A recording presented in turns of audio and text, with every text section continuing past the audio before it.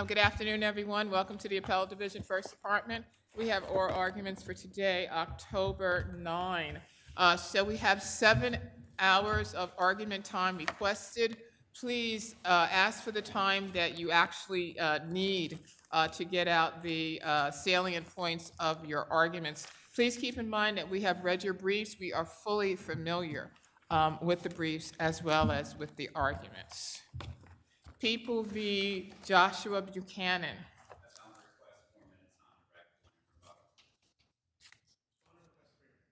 4, 1, and 3. Diamond Films v. TV Azteca.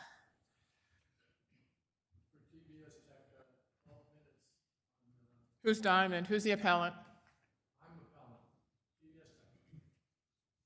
Azteca. Okay. 12 minutes with 3 minutes of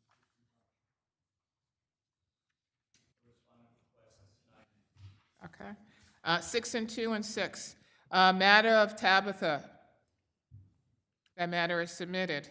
Espinal v. the City of New York. I'm sorry, I can hear you. MTA? Yes.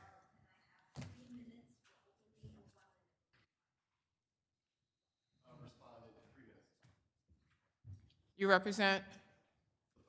Thank you. People, the State of New York versus Sirius XM Radio.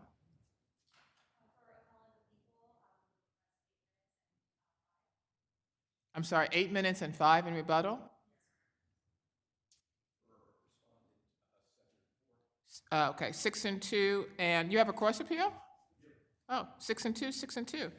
Raul versus Taramina. I apologize, I messed that up.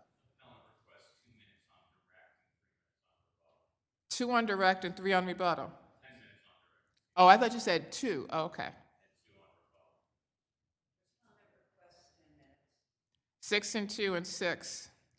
You're welcome. Innovative Securities versus Obex Securities.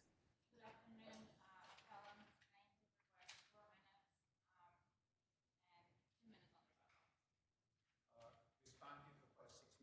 you for 4 minutes and 2 minutes on the 4 and 2 and 5.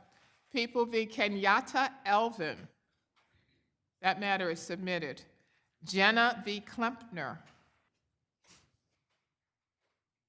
Appellant. Request amendments for argument and 5 minutes for the respondent. 5 minutes, please. 625. Coselli v. Rinaldi Realty.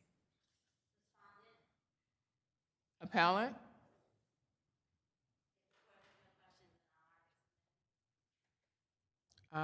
Submitted. M. Damien v. Bedouin.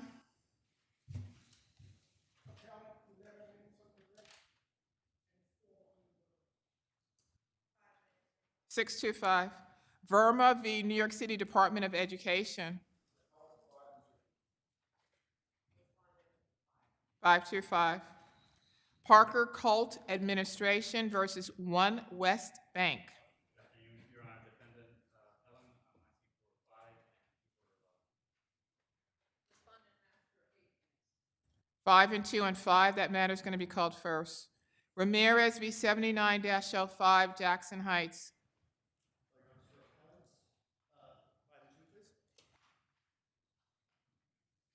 4 minutes for responding, Your Honor. I'm sorry? 4 minutes for responding, Your Honor. 524. 579 Fifth Avenue v. Sargo, Stein, and Rosen. That matter is submitted. People v. Joffrey Tracy. Ellen, 10 minutes and 2 in rebuttal. For respondent, 10 minutes. 626. 6 and 2 and 6. People v. Edward Rosario. That matter is submitted. Leslie Garfield and Company v. Evans. That matter is submitted. Maroff v. Hurt. That matter is submitted. First case for argument, as I stated, will be Parker Cult Administration v. One West Bank.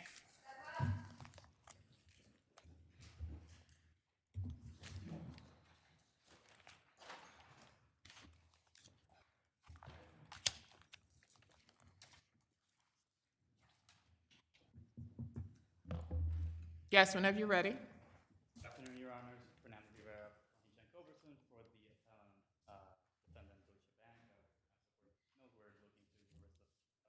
reversal of the trial court order and summary judgment to plaintiff respondent.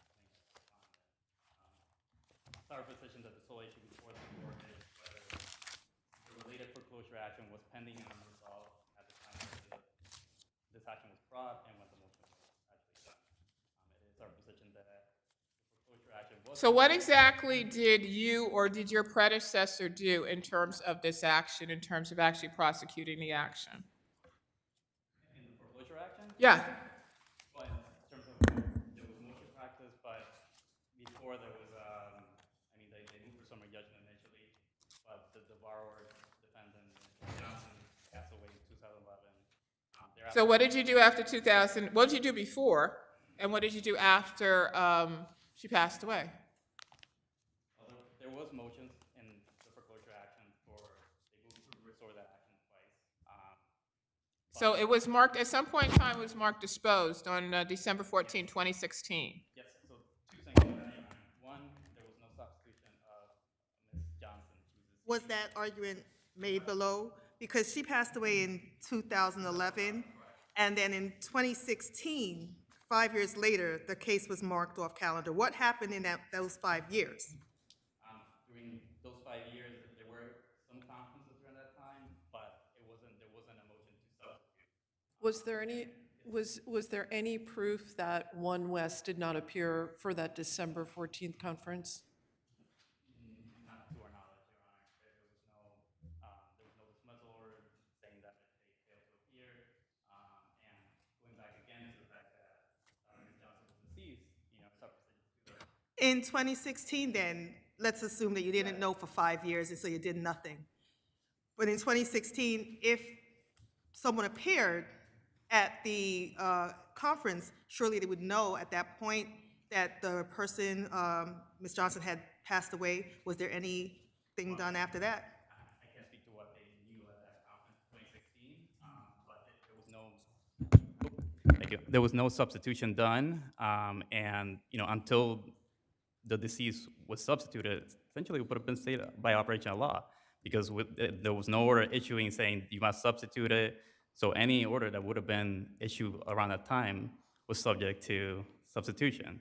So when we filed the motion to substitute Ms. Johnson for the estate, which for Mr. Colt, who was appointed in 2022, at that point was when actually the court has jurisdiction to actually hear it, because there was no substitution. The action should have been say by operation of law until there was someone substituted. And the fact that that motion was pending and there was no dismissal order, it was pending and resolved. So in its 2016 decision, the court said that One West did not establish an excuse. It showed no interest or capability of moving the case forward. Ms. Johnson passed away in 2011. Took 5 to 6 years for One West to figure out what to do. Case was marked disposed. Is that incorrect? The case was marked disposed. That's correct. The case But was marked. again, the court stated that 5 to 6 years after Ms. Johnson passed away, you did nothing. Your Honor, but respectfully to the trial court and this court, the foreclosure action, there was no dismissal order. There was no substitution of the deceased defendant, which was the main borrower on this note of mortgage, the mortgagor and obligor on this note. Until they were substituted, any orders within that, we still had to file motions for substitution, which was filed and was pending when this action was brought and the summary judgment was filed. So, our position still remains that when that motion was filed, the related action was pending and unresolved. So it refuted their cause of action that the mortgage was time bar and unenforceable. So between 2011 and 2016, Yes. where nothing happened, did something happen? Did I miss that in the record, that something actually, within that 5-year period, was anything going on? But, there were some conferences, but it still doesn't. Conferences between whom? Where? From what we can tell from ECOR, there were some conferences. Counsel, if I may. Yes. There is no proof that below you argued that One West failed to appear at the conference, correct? Yeah, well, our argument is that there was no evidence that they failed to appear. Yes. You're making that now. Did you make it below? That's what I'm asking.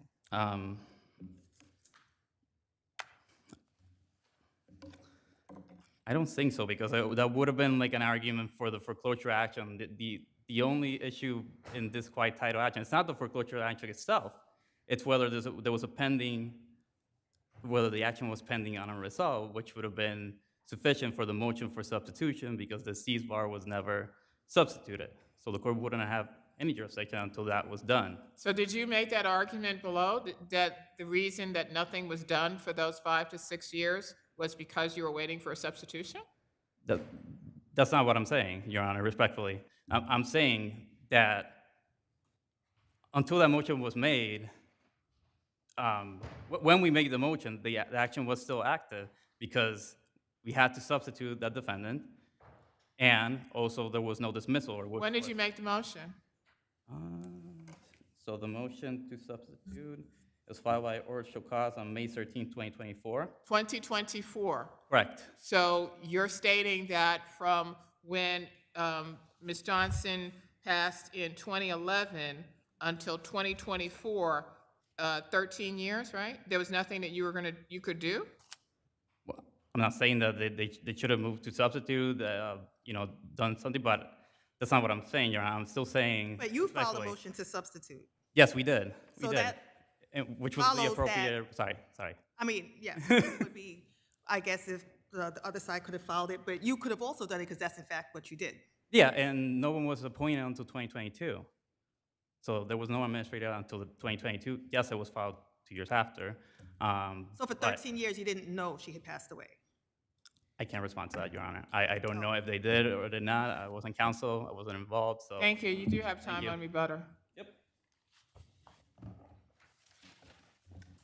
Barbara Matthews for plaintiff respondent, law offices of Mark Fox, 1407 Broadway Suite. So what usually 4002. happens when a party passes away? Your Honor, it was the bank's burden to substitute. The bank knew that Ms. Johnson was deceased in September of 2016. And there's a document that was included, which was a conference order that said that the bank was aware that Ms.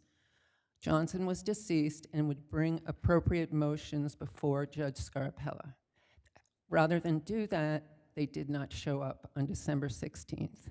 And then they waited over 2 years to bring their first motion to restore the case. So their first motion to restore the case was untimely.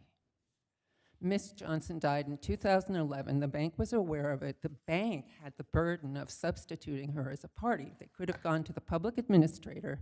It's in our briefs, and it was in our brief for summary judgment to quiet title, that the bank the burden is on them to bring the motion. The burden is on them to go before the foreclosure court and notify them of the death and make appropriate motions. And did the court have to write a dismissal order? As counsel indicates, there was no dismissal order. Was that required? As far as I know, it was not required. It's in the e-court documents that were submitted with the brief that it was final dispo on the 16th of December. They waited. The requirements under dismissal as such are that they bring a motion to restore within 1 year. They waited 2 years to start their motion practice. Pardon me. You know what? Why don't you finish your sentence, and then I'm going to pose my question. On page 3 of respondent's brief, there is a timeline of calendar of events. And at the time, the first motion was denied to restore. When the second motion was brought, there was a well-thought-out decision by Judge Bluth, which explained that they had not met the requirements under NYCC RR 202.27. And that's where I'm going. Yes.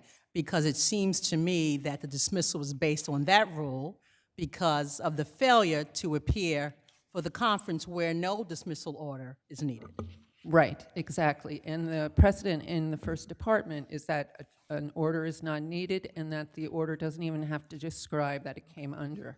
However, the judge articulated that they did not have a proper or valid excuse for their delay in prosecuting their case. In order to grant their request to find error on the part of Judge Sattler, that requires finding abuse of discretion on the part of the attorneys below, because that is the standard under a New York CRR 202.27 dismissal, an abuse of discretion.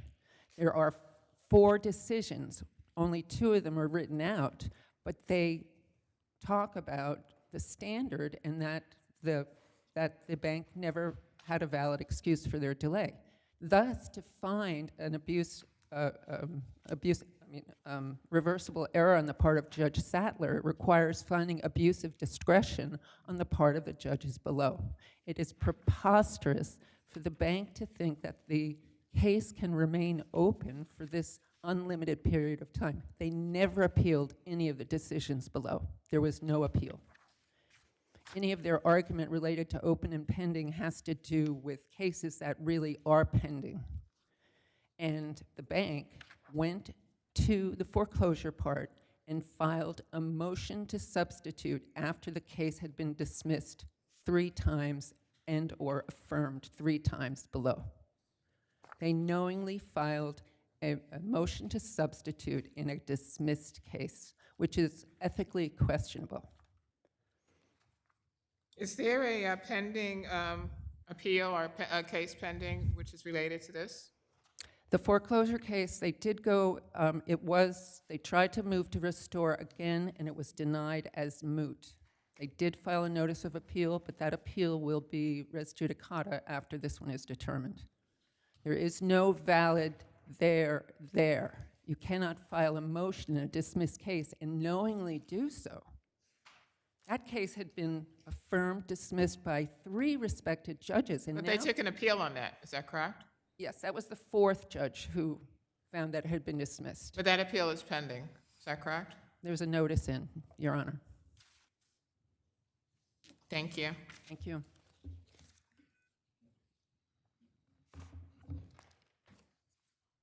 So I'll be brief. So yes, there is a notice of appeal pending. We did, after the substitution was granted, we did move for summary judgment, and as additional relief to restore that action. That was correct. It was denied as moot, and the summary judgment motion was denied. There is a notice of appeal. The appeal is due December. But there is a final notice of appeal, which still makes the action pending unresolved to our position. As to the statement about the dismissal order, there's no dismissal order. There's no marking saying that the plaintiff and the related action failed to appear.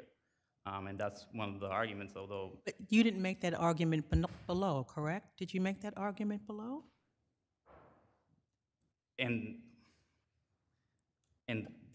the quiet title action or the foreclosure action? Because we did make the argument that there's no order saying nothing showing that they didn't appear.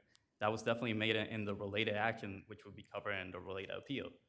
In this action, our position is simply there was a motion that was filed when this was pending, and the order should be reversed because. Well, how do you respond to our precedent that you don't need a dismissal order if a case is dismissed pursuant to Rule 202.27? What's your response to that? Respectfully, it was not dismissed for that. There's no. No, but my question. No, but your question. If you answer my question. So we cite to Dabrowski versus Abax, 199 AD3D 409. That's in our brief, which we discussed that since there was only an entry, such as this case, saying that the case was disposed, and there was no dismissal order, this court found that there needed to be an order, and therefore reversed. So our position remains that there should have been a dismissal order if that, in fact, was the case. And additionally, even if there was a dismissal order, we couldn't have, I don't think we could have even appealed it, because if there was a deceased borrower that wasn't substituted, the court would dismiss the appeal for lack of And jurisdiction. so we're back to the fact that you could have moved for a substitution as well, right? Yes, but anything before that, still we couldn't, would have been void because the court wouldn't have jurisdiction to rule on an action that has the main defendant is deceased, hasn't been substituted. Yes, I understand the court's position about the timeline and how long it took, but that goes to equity and how much is owed, but not necessarily the fact that, you know, they get a lien free and clear because there was delays in the related action. Well, yes, but we're talking about 13 years, right? But again, it shouldn't go to the ultimate remedy for them to get a discharge of the mortgage and not pay over $900,000. They can move for equitable relief as to the amounts due for the delay. They have other remedies, but to find that they're entitled to get a lien free and clear, you know, that shouldn't be the rule, respectfully. Thank you. Thank you both. Thank you, Your Honor. Two things I forgot to state is that we are a four-person bench, as you can see. The rules of the court are that if, in fact, there's a tie, a judge will be vouched in. The other thing is we have students from Montclair University. Is that where you guys are from? So welcome. I guess you're sitting in on one or two of the arguments. We welcome you. And to the attorneys, you know, please be on your best behavior so that they, you know, they see us in the most positive light possible. People v. Joshua Buchanan.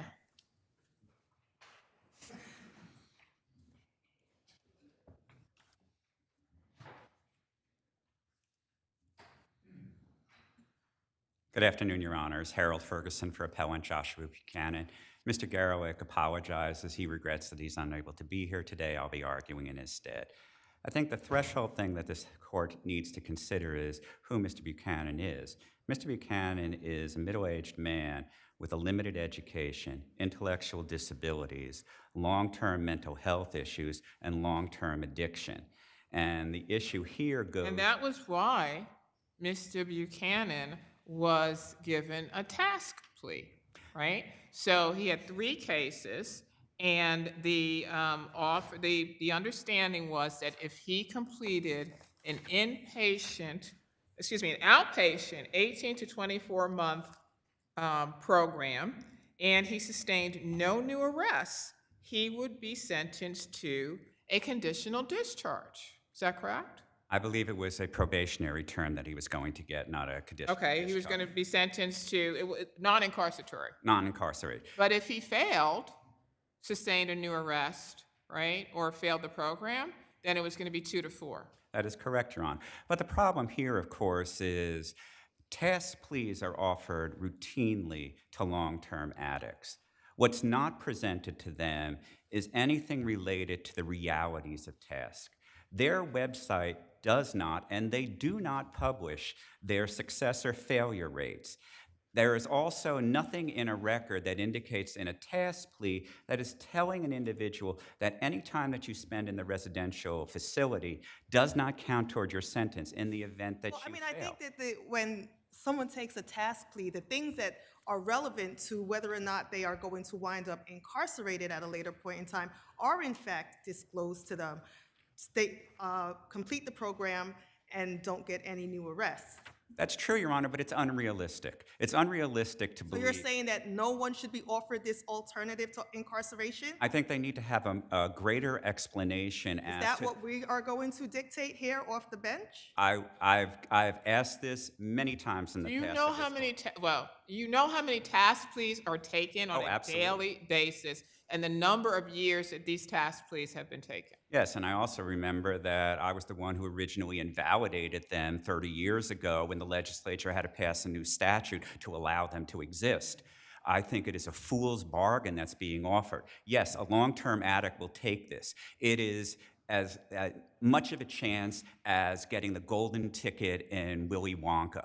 It is an unrealistic expectation that they're going to succeed. Well, then, Counsel, I'm wondering if you're looking for resolution in the wrong place, right? Then wouldn't you need to take that to the— Back to the legislature that you were so successful with 30 years ago? No, I lost. you The not be? legislature overturned what I had, the courts So had done. maybe, you know, you get another shot now with the current legislature. But again, I mean, from what the record that we have in front of us is that there were certain promises made to the defendant concerning the task plea, what he was to do, and the circumstances under which he would be sentenced to probation. He pled guilty to 3 cases. That's correct. Okay, and he was going to be sentenced to probation if he successfully completed tasks and did not sustain any new arrests. But And he failed to do so. But Your Honor, Mr. Buchanan made assertions to the court that are supported by the reality of it. He was in the custody of Task. It is Task that took him to the hospital and to the emergency room. He was escorted there by Task. He's still in custody by Task. A hospital cannot release him on his own. They had to release him back to Task. And yet the judge says what Task told him was that he never returned, and that there is a factual dispute there. A hospital cannot release him on his own. There had to be an escort to take him back So to these Harbor House. arguments were made before the sentencing court? They were made, and the court just rejected it out of hand and said, he's not credible. I think more was needed before the judge determined that there should be no possibility that he should be given another opportunity. So is that your argument? Is your argument, because I thought that your argument was that the terms of the agreement were somewhat unclear to him. Well, they right. are unclear, Your Honor, because they've added things that when he took the third plea, it was the argument that was being made to him was that if you didn't complete the program, but then the condition as to why he failed, they reference back to the arrest. But that was foreclosed by the third plea. So the judge is making determinations that are not supported by the third plea, which is the controlling plea in this particular case. And we're asking this court is like, look, Mr. Buchanan has fully completed his sentence. I mean, the reality of what we're asking for here is the potential of the future here. As it stands now, if Mr. Buchanan commits another offense, he's facing discretionary persistent status. What we are asking this court to do is to recognize that he's made efforts to try and turn his life around, reduce it to the misdemeanors, so that in the event that he makes a mistake in the future, he's not going to spend the rest of his life in prison. One of the charges that he pled guilty was the attempted assault, right? That is correct, Your Honor. That was the attempted assault of where he pushed an 81-year-old male. I thought it was a 65-year-old male. I have that he pushed. 81. I don't know. Okay. I have 81-year-old male. But anyhow, he pushed a stranger. Someone slightly younger than me. I'm sorry? Someone slightly younger than me. You said it, but You know I've been coming before you for 40 years no. now. But my point is that one of the charges again is that there's a stranger, a senior, who he pushed to the ground.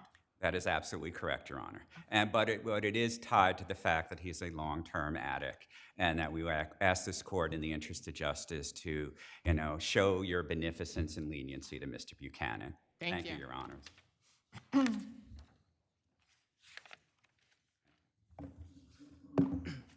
Good afternoon. May it please the court, Aiden Sanchez for the people. Your Honors, the defendant is challenging here the voluntariness of his guilty plea in light of the fact that there were 2 guilty pleas in this case, and that a promise was made in the first plea and then renewed in the second plea, and then the conditions of that plea were broken subsequent to that second plea. Well, counsel seems to argue that it wasn't a 4th arrest or incident. It was harkened back to this very incident, which is why he was violated.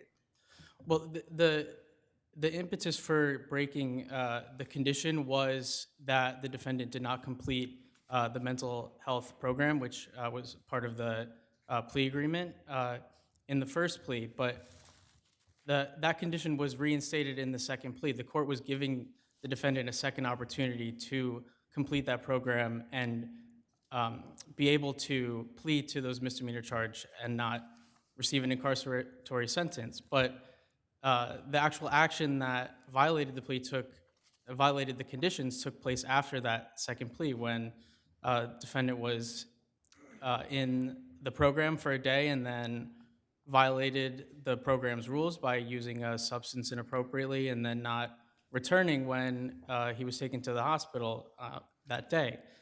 That was a condition that was laid out, yes, in the first plea, but renewed in the second plea. And the court was simply giving the defendant an opportunity, again, in light of the fact that he does have a history of addiction, to complete a program which would have been to his benefit. And the plea was, the court was legally allowed to include that condition as part of the plea, and it was entitled to sentence the defendant because he violated that condition. And the case is really, it is that simple in this case. Well, should there have been more inquiry or greater inquiry by the sentencing court in terms of the defendant's position as to why he did in fact not complete the program, why he didn't return to the hospital, that type of thing?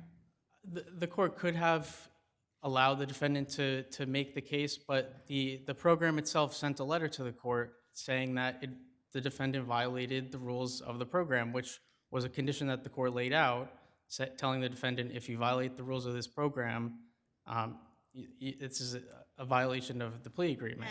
And the allocution given at the time of the plea informed the defendant of what would happen if the terms were violated. Absolutely. In both allocutions, the court reminded the defendant multiple times as to the conditions. Unless there are any further questions, I would rest on what's in the brief. Thank you. Thank you. Just one thing, Your Honors. What sent him out of the program was he had prescribed medication, buspirone, for his anxiety disorder. It wasn't that he couldn't have that, it's how he took it. He took that medication and decided to smoke it. That's the action of what an addict does, what he can do to get the greatest high from it. So it was well within the expectation of what someone who has just entered the program would be doing.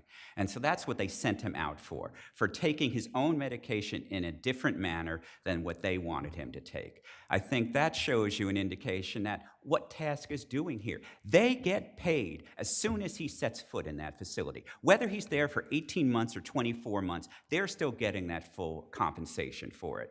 It is, and I will say it again, that this has been a scam on people for decades. And we ask this court to really examine what's happened here.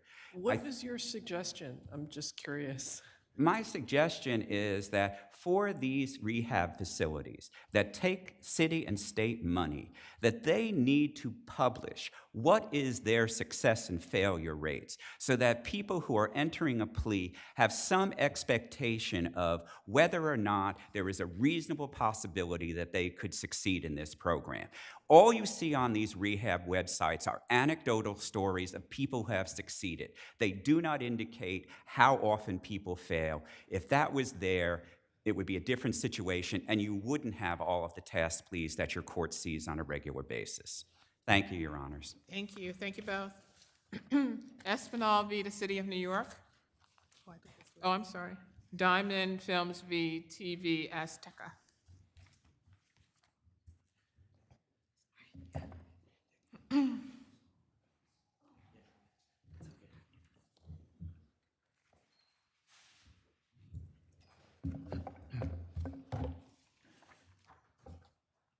Yes, you may proceed. Good afternoon. My name is Thomas Schoblum. I represent TV Azteca, the appellant defendant. May it please the court. The first issue I want to address is the use of a letter rogatory process under the Hague Convention. In connection with the proceedings below before Justice Masley, she treated the initial order of Judge Mendoza of the 46th Court of Mexico as final, when in fact it was not final. In all the pleadings by the parties, including Mexican counsel, that order has been treated as non-final. Nevertheless, the trial court decided on its own to convert it to final. From there, we have error upon error throughout this case. So one issue is the whether you were validly served with process, right? Excuse me? One issue is whether you would your client was validly served with process. Is that correct? Correct. All of this is about the service of process. Okay, so the agreement, Section 23 of the renegotiation and free television output agreement specifically dictates how service is to be completed, right? That's Is that what correct? That's what that document says, that's correct. Okay, so it talks about serving Mr. Meadow Ordonez, talks about mailing the summons and complaint to Mr. Meadow Ordonez. Is that correct? Medal. Medal, excuse me, yeah. Medal Ordonez, yes? It does say that, that's what it says. And so was that not done in this case? No, it was not, And why was that? for several reasons. First of all, the paragraph you're reading required certified mail. The expectation of the parties, the intent of the parties, particularly the intent of TVS TECA, is that it would be certification, some return receipt request to indicate they were in fact served. They would not want someone to drop someone's complaint on the doorstep and then later claim there's lawsuit. So was this mailing, was this not certified? It was returned. But it was When I say certified, is that correct? I don't know. It was returned for improper address? Is your argument that Mr. Medal no longer lived at that address? Correct. Were the parties ever in the other side, was it informed that Mr. Medal no longer lived at that address, or he was no longer the agent to accept service? I do not believe so. I believe that the attorney who wrote this document was in Mexico, whether or not he was aware that AIC had shut down its business. But it was still an attorney, right? It's not like somebody was writing this by themselves. I mean, they have some obligation to make sure that they're writing up these agreements a certain way. My point is this, that AIC sold its assets, it shut down its business, it reduced its operation to one person and moved to another facility. Now, didn't you have the burden, your client have the burden to provide an updated address? Not from that document, no. There's nothing in that contract. The case law, isn't there case Not law that I've seen. I just want to finish my sentence if I can. please. Thank you. Now, isn't there case law that indicates that the client, your client would have to provide an updated address? I think what the trial court said was she believed there was a moral obligation. I'm referring to the case law. That's what I'm referring I'm not to. aware of it. Not aware of it. Well, there is. I have seen cases that have said that there should be updates under different circumstances. But how else would they know that Mr. Medal had moved if the information was not updated? But not only that, but why would it be a burden? Why would it be their burden to investigate wherein they have this information as per the agreement? It states that Medal is the designee in terms of process. This is the address that they have. They send it certified to Medal, and it's returned. If the business has been shut and the assets have been closed and everything is gone and Medal has left and now become employed by another firm, who is the one that's supposed to notify him? I submitted an affirmation for Nestor Ortega, who was the CFO of the last remaining. So if no one from Azteca has that obligation, how does plaintiff ever get that information? I think my colleague asked you that question. How do they get that information? I think what happened here is they did follow the contract. The contract, step 1, go to Medal. Step 2, another employee. Step 3, do some other permitted by law, which they did. If they honestly believed that they had effected proper service, they would have never gone and sought an ex parte order for a letter rogatory. They did follow the agreement. Or maybe they were just covering all bases. Well, I think under these circumstances, this court has already said in other situations, like the Martinez case with COVID, where something's been reduced to building closed, skeleton staff, that is not deemed valid service. I think Diamond took the most logical step was to go to the next step. Well, the agreement says to send it to Medal at 1139 Grand Central Avenue, Glendale, California, to Mr. Horacio Medal, or any employee of Azteca America with a copy to the legal department of Azteca America. So it's a or. So they sent it to Medal. There's no, you're stating that there was a three-step process, but that was an or. If they sent it to Medal, that's it. Well, or they could have sent, as the trial court recognized, they could have sent it to another employee, because you have that or there. They could have, but they didn't. They sent it to Medal. But is it their obligation to search for another employee? I think what the Diamond did is, the service on Medal was not successful. They went to the next step, as permitted by law, and sought the letter rogatory under the Hague Convention. So, counsel, you say you think. Is any, are your thoughts borne out by the record at all? As to the next step, No, you said, I think Yeah, what they did, I think. So my are your mem- thoughts borne out by the record? if my memory serves me correct, Diamond's counsel said they did not go to another employee, did not seek that. Instead, they went to the next step to get the letter rogatory, which is where all of this collapses, which takes us into Mendoza nullifying the order on service, nullifying the actuary's service, nullifying the Hague certificate, which takes us all the way down the road that the trial court opted to ignore. Do you have time on rebuttal? Thank you. May it please the court, counsel. Robert Friedman, Shepard Mullen, for Respondent Diamond. The panel has thus far identified the exact issue with respect to, or the exact conduct with respect to the service. This defendant was served multiple times, and what was done, as was identified, was a belt and suspenders. Not only did we serve pursuant to the contract, we also mailed 5 days later to the exact address of Azteca to their lawyer. They received it because they went into Mexico and filed an injunction to prevent the enforcement of, in 2020. This is a year before the attempts with respect to The Hague. So this was purely a belt and suspenders.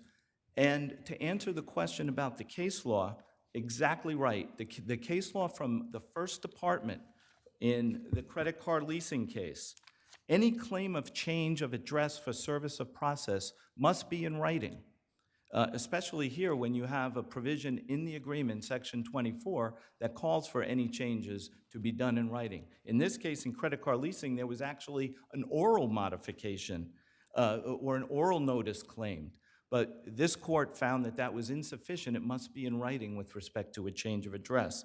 And that was, and the burden on this is clearly, as the panel has identified to my brother counsel, clearly on Azteca. If they're going to change the agent for service of process, they need to notify that. That was confirmed by Judge Gonzalez in the WorldCom Bank. And then there was after that, there was a point in time when Diamond hired a private investigator to try to track Mr. Medal down. I mean, the record is replete with these belt and suspenders efforts. There was so that's 2020. Fast forward to, we continued to try to track him down, and he was avoiding service. During this whole time, he was employed by Azteca and their affiliates. That is clear, but we don't even have to get into whether the agency, the whole agency issue, because we served according to the contract.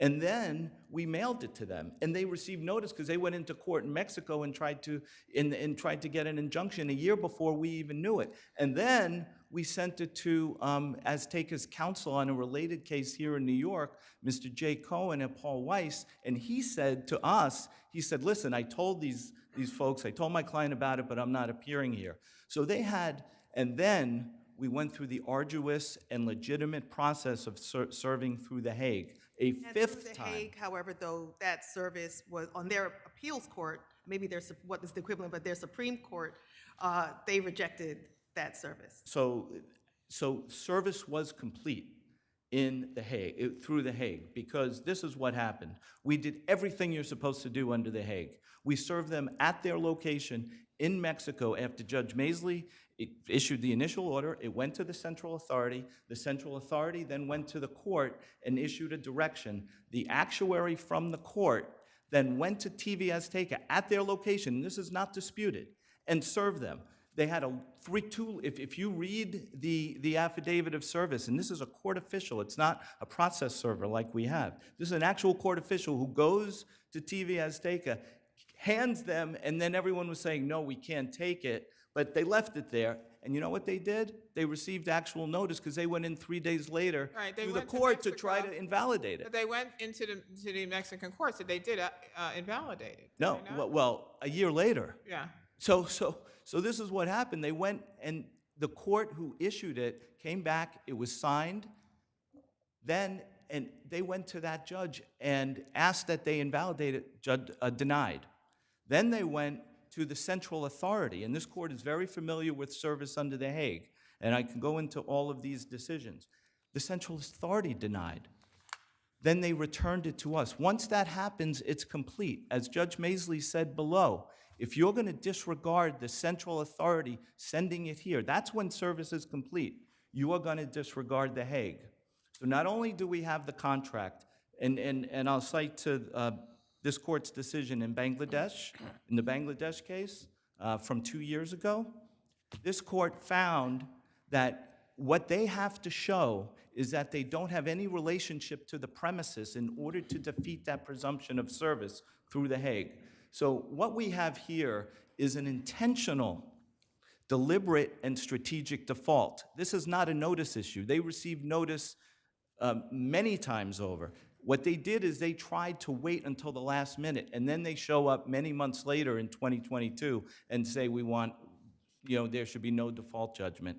Everything was done properly here, and it was done many times over, and as the tribunal has identified, as the panel has identified, there were efforts made here that, frankly, under the contract, Diamond didn't have to make. What's the pending appeal?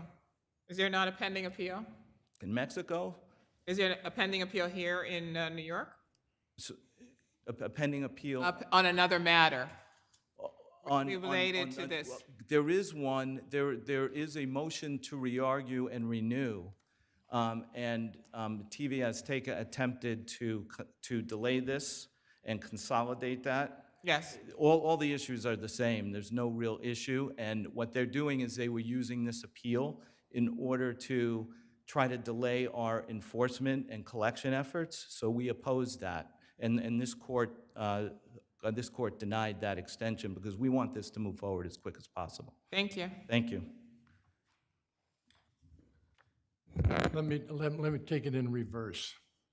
We are not here seeking a delay. If the situation were reversed, if we had served them in Argentina or Netherlands and they came back and said invalid service, they would be the one that objecting. They would be one saying you didn't validly serve me. So it's not a intentional anything. The issue is here, was there personal jurisdiction? Okay? Secondly, as far as whether The Hague was valid or not, it was not. The letter sent by the Director of International Cooperation was a letter. It was not a certification of valid service. But even if we were to agree with you under The Hague that maybe service was questionable, we do have actual service here pursuant to the agreement. So we don't even need to reach that issue. I understand your point, and I do recall credit card leasing. But I tried to get the briefs behind that case, this 1992, to what were the facts behind? How did this arise? So I can't give you the factual backdrop to why credit card leasing was decided. But I think what happens, if you have a business that is shut down and gone, and you have no one there that even knows about this contract, who is going to tell Diamond that they are gone? I think that this, to me, is closer to what you decided in Martinez. In the COVID situation, the building was shut, the business is gone, skeletal staff of one person. I think this court has to take into account what happens when a business shuts down and there's no people anymore and you're left with one individual. Well, That does not know about this Doesn't that kind of play against you? Because if you shut down your business and there's no one around, Does that not mean that it's incumbent upon you to ensure that folks know how to reach you and how to serve process on you, which is normally through the Secretary of State? They did. They filed a notice with the Secretary of State of California saying, Medell's not here, I, Ernesto Ortega, and now the agent for So service. just as they filed with the Secretary of State, they could have notified the parties as per the contract, That right? person wouldn't know. Ortega in California did not know that this agreement existed because it was in Mexico. Thank you. He Thank you took the both. steps that he also did the mail forwarding to try to help make sure that something came through and it didn't happen. Thank you again. Espinal v. City of New York.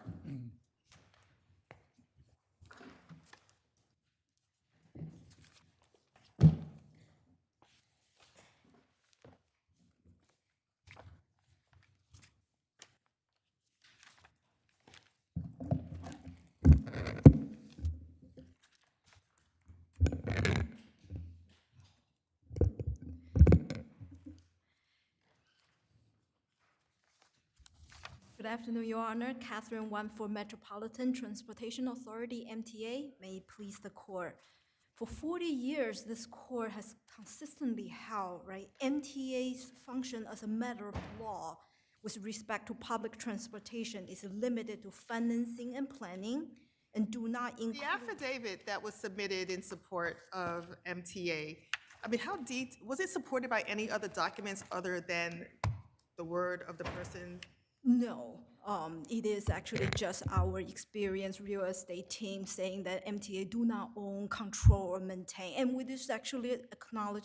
So he stated that he did a certain computer-generated searches. Did he say what databases he searched? So generally, we use both city of New York. But did he public- state that? Did he state in the affidavit which databases he searched? No. Did he say whether other databases were available? Did he talk about the search terms that he used in searching these databases? No, such Did details he not- talk about any other searches that he made other than the databases? No, Your Honor. Did he provide any documentary proof to substantiate the assertion that the searches were made?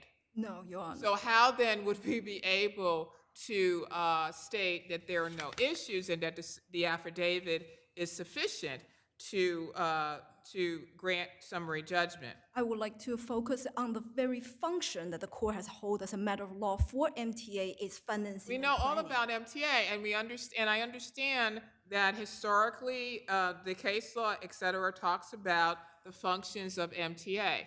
But does that mean that all you have to do, that all the MTA has to do on such a motion is just say, hey, we're MTA, and as you know, our function is limited to public transportation, and that's it? Certain obligations should be actually, it is plaintiff's burden to plead a cognizable legal theory, right? But this There was no this was mention- your motion to dismiss. This is your motion for summary judgment, For right? motion to dismiss as was in Alternative for motion summary judgment. Alternatively, And so right. on the one hand, you would have to utterly refute any of the allegations made in the complaint, and in the other hand, you would have to meet your prima facie burden and basically eliminate any tribal issue of fact. And in order to do that, you have to submit something other than just an affirmation, as in, take my word for it. Yes, Your Honor, I do understand that the affirmation may be less. Because that's really what you have.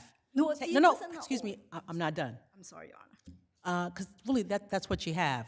Take my word for it. You didn't submit any documents, right? No, I do not. But Right, I and would then like- the affidavit just talked about my knowledge, but really no explanation about what that knowledge is based on. You say records, but the records are not identified. No, the record were not about. However, there was nothing identifying, connecting to MTA in any of the allegation either, right? How is MTA connected to this metal grate in the middle of public Because that's what the roadways? complaint says. The Yeah, but complaint says that MTA was responsible for the metal grate in the bike path. Well, but- So you go to trial, or you go to the next stage in terms of discovery, et cetera, and after discovery, you can renew your motion for summary judgment, right? Yeah, but this court has granted motion to dismiss at the outset, right? That Emmerich versus MTA. Yeah, but again, the proof set forth, or the information set forth was far more than what was here, which was, somewhat sparse in terms of exactly how this employee in the real estate department, right? How this employee in the real estate department was able to come to the conclusion that that the MTA had nothing to do with the grade. But you do have time on rebuttal. Thank you.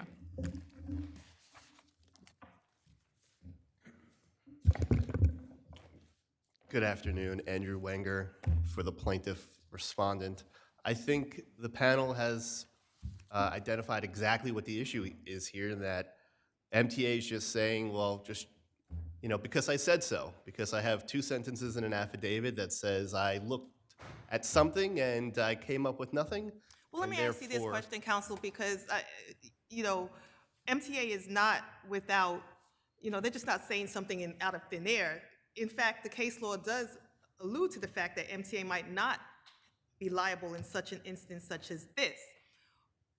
In the interest of judicial economy or justice, would it be appropriate for us to agree with your opposition? So what I'll say to that is, they may be right that at the end of discovery, even before, that they don't belong in this case, but they have to show us. They have to show us with documents. They have to show us with proof. They can't just say because I said so. But I want to point out one important part in the record on appeal at 83. Counsel for the MTA says, so at most, MTA has the obligation to maybe the metal grates maintenance and operations. So they conceded during oral argument that they do have a responsibility to maintain certain grates. That they may have the responsibility. Exactly, and so So we I'm in don't the know. dark. I don't know anything about MTA's operations. I don't know the cartography of New York City and all the underground facilities that MTA operates. But you know Dela Cruz, because Dela Cruz is one of the cases that stated that, the MTA is not responsible for these. Right, but I have no information from them whether they have subcontractors or other people. And you would learn this through discovery. And I would get all of And this. again, through discovery. it was MTA's motion to dismiss and/or for summary judgment. Right, and the other strange part about this is that during the oral argument, Judge Kingo asked the city and Con Ed, well, are you prepared to withdraw your cross claims?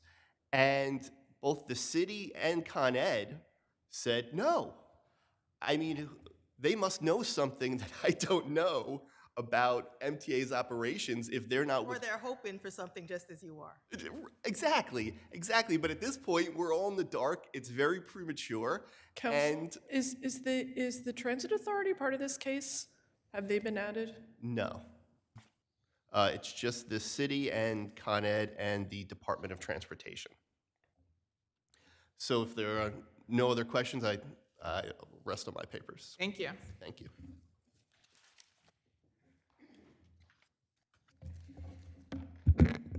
Your Honor, I appreciate that you alluded to that plaintiffs could have, but didn't, add New York City Transit Authority. If this grade is related to ventilation, like some of the other cases are, right? Like the cases. What does that have to do with Rubella. MTA? Then MTA should be out. It should be New York City Transit. They could have substituted the party But they long didn't, ago, and but they you- didn't. They choose not to. Right. And then, like Your Honor has suggested, for judicial economy, MTA really has nothing to do with a public roadway of a metal. And grate in the again, middle. that may be correct, but again, on your motion, you would have to put in something to show that. Yeah, but Your Honor, that this is actually the crux of the matter, that with all the transit facility, that MTA is not responsible Listen, for its subsidiaries. maybe what needs to be understood is that after discovery, after you put together more information or more evidence, more whatever, something other than 3 paragraphs of someone saying, it's not us. Maybe that'll work. Thank you both. People of the State of New York versus Sirius XM Radio.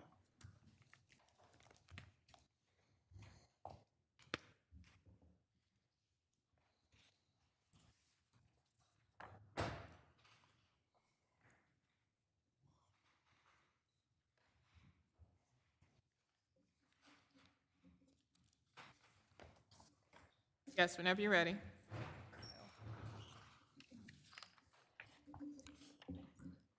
Good afternoon, and may it please the court, Blair Greenwald on behalf of the state of New York. Supreme Court made 3 legal errors that require reversal here. I'd like to start with the Attorney General's enforcement authority, which is not limited to New York consumers. Supreme Court misplaced its reliance on Goshen, which for one thing does not involve a So where in Goshen does it talk about that? That you have this unlimited ability? We are not claiming some sort of global enforcement authority. Rather, what the Attorney General's authority encompasses, which appellate courts have recognized in TeleHublink and H&R Block, is that New York has a policy of enforcing an honest marketplace in New York.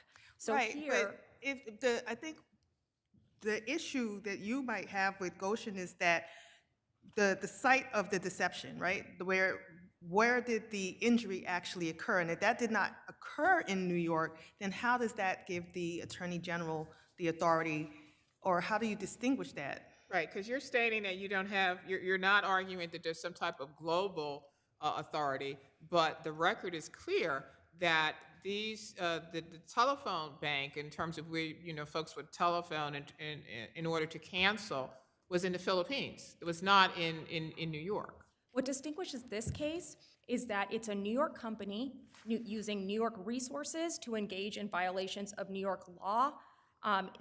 In fact, it's undisputed that Sirius not only developed these cancellation policies in New York, but continues to train, oversee, and manage the live agents who are required and cannot deviate. But the from these live cancellation- agents who are, for lack of a better term, making it difficult to cancel the policy are not here in New York. So the actual cancellation issues are occurring in the Philippines, or, I mean, of course you don't agree, but how do you distinguish that? Right. So it's the fact that the agents are required and controlled by the individuals and employees in New York on an ongoing basis. So this is actually a situation where the New York business is running everything.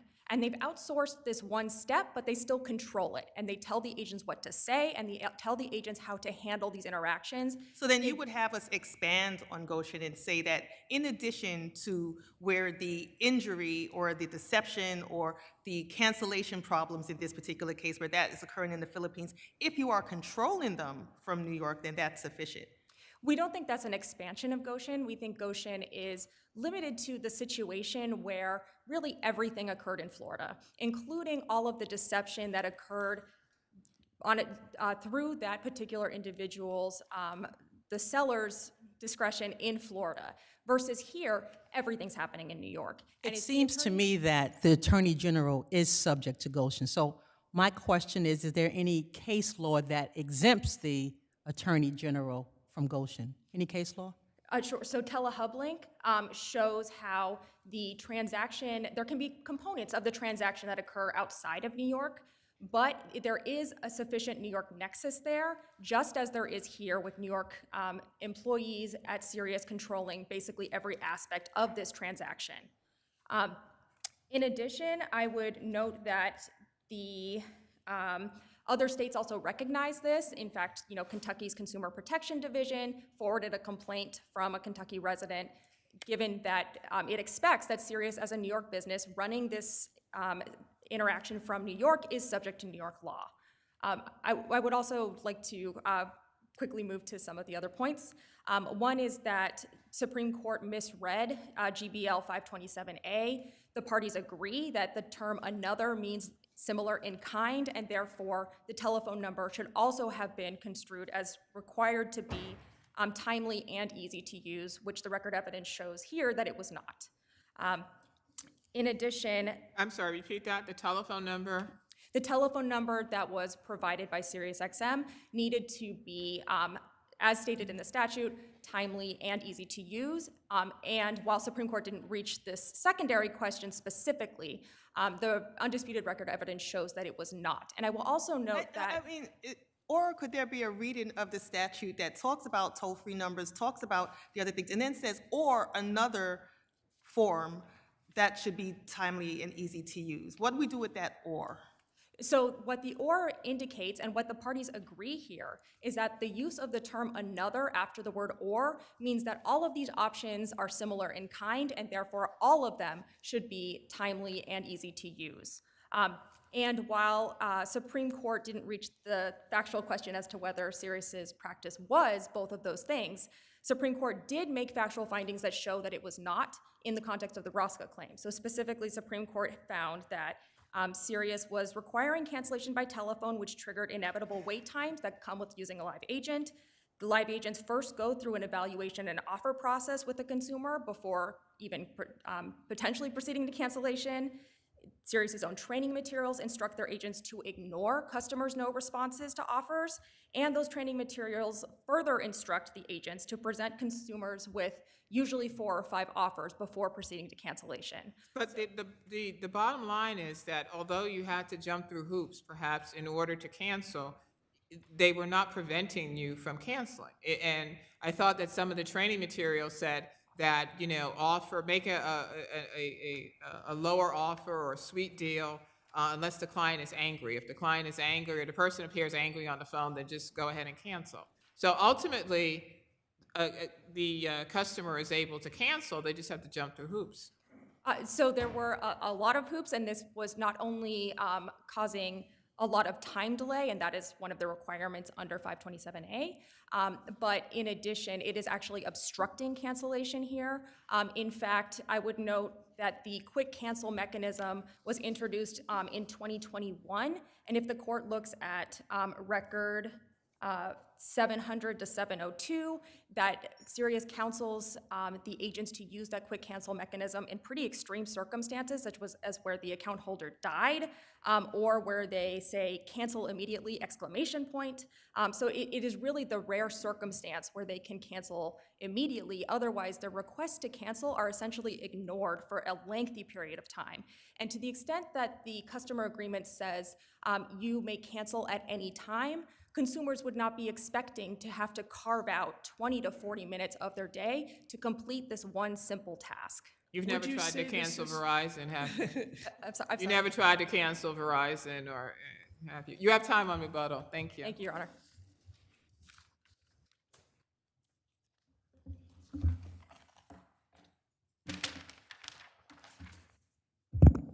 Good afternoon. Mark Seiden for Respondent Appellant SiriusXM. So, counsel, you know, your friend makes a very interesting argument. The individuals, while they are in the Philippines, they are being controlled by individuals here in New York. The materials are sent to them in the Philippines. The work is being outsourced, right? So they're being sent all of the materials. They're being sent the scripts. They're they're the ones being trained.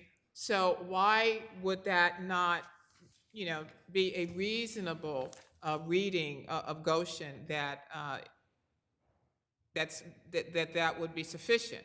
Because Goshen is very clear, very explicit in terms of what type of, in what situations an out-of-state consumer can be subject for recovery. What Goshen says is it's neither the, pardon me for one second.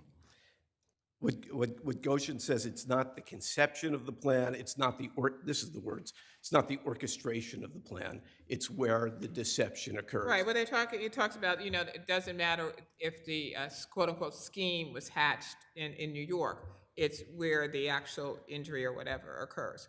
But it's more than, your friend is arguing that it's more than a scheme being hatched in New York, it's the individuals in the Philippines being controlled by individuals in New York. But it's not just, if you read Goshen, it is not just conceived. They also talk about the plan or the scheme being orchestrated. But it is being orchestrated from here. If they're telling their employees, this is how you need, this is the script, this is what you need to follow. Do not let people cancel unless they are sick or angry. Keep pushing them, keep pushing them. They are directed to do that here from New York. Right, and that's my point, Justice Burke.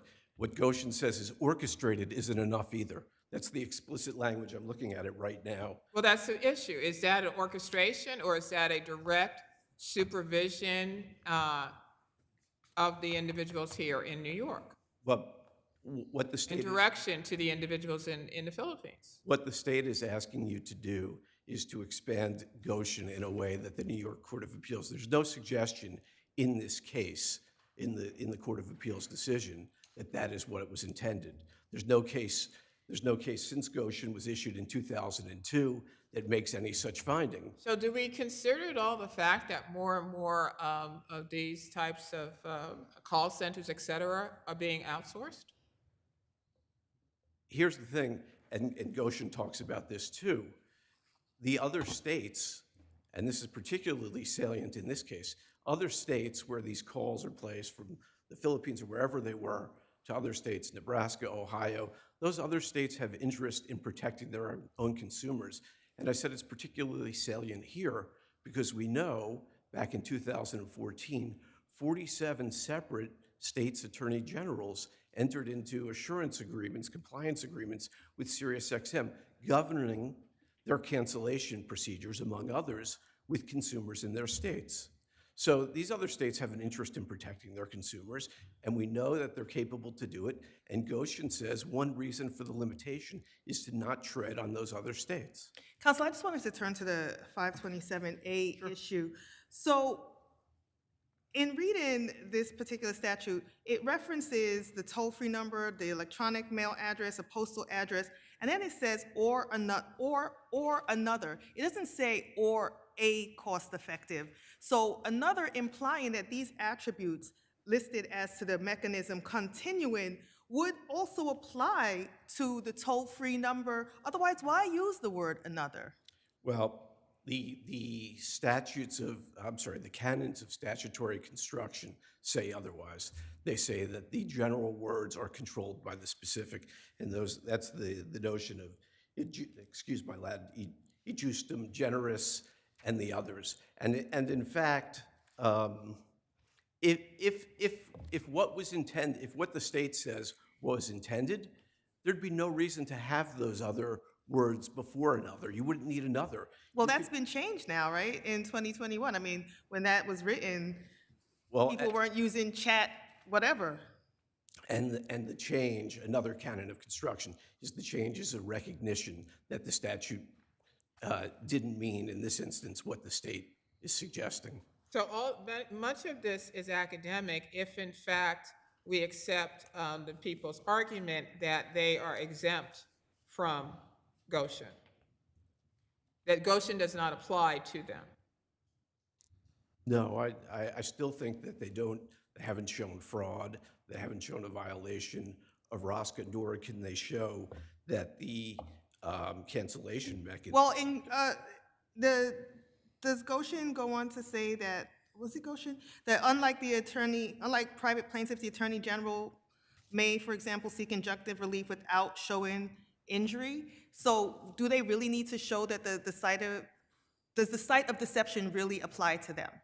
Sure, if they're bringing a 349 claim or a fraud claim, they still need to show that there's a deception or a fraud, and they can't. But Goshen specifically says the Attorney General is afforded broad enforcement powers under the statute, as my colleague just stated, and goes on to say, unlike private plaintiffs, the Attorney General, for example, may seek injunctive relief without a showing of injury.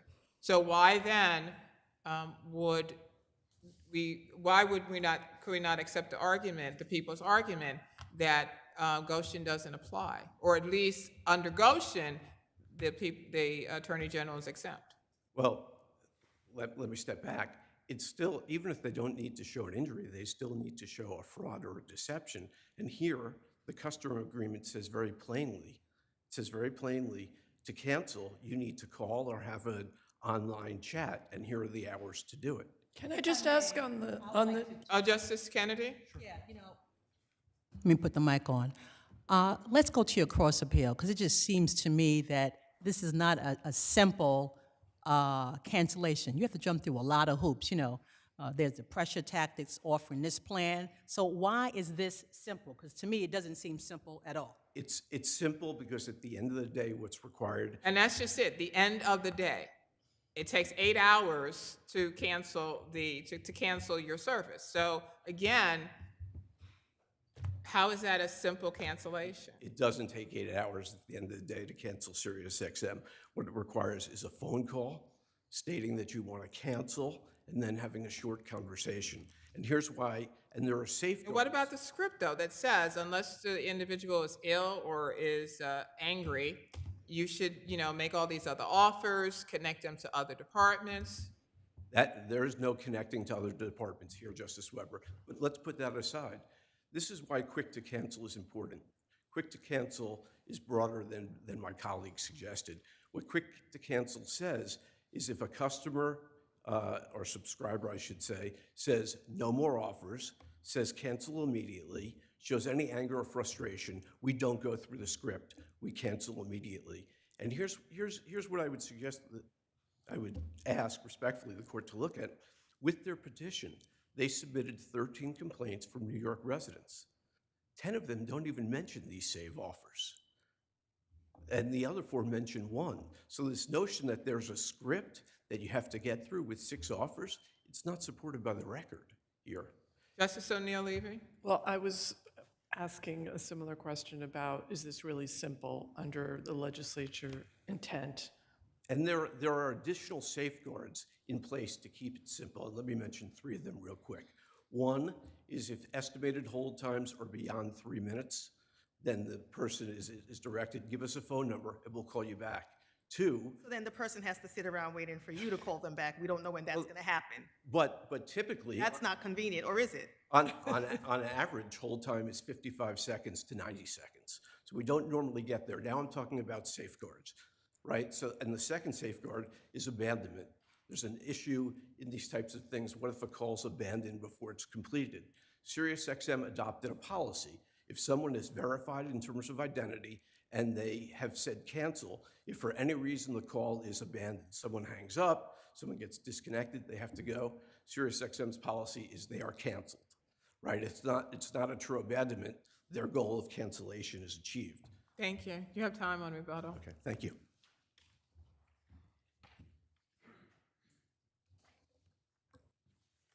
I'd just like to make a few quick points about how the process works and then briefly address Goshen at the end. So first, I would note that there are 97 complaints in the record, and it's not the case that there are only one save offer for all of these. In fact, their automated system requires that the chatbot or the automated phone system makes at least 1, if not 2 offers before you're placed on hold to connect to the live agent that will then give you additional save offers. So these transcripts that they point to with 1 save offer, that customer has already had at least 1 or 2 before that.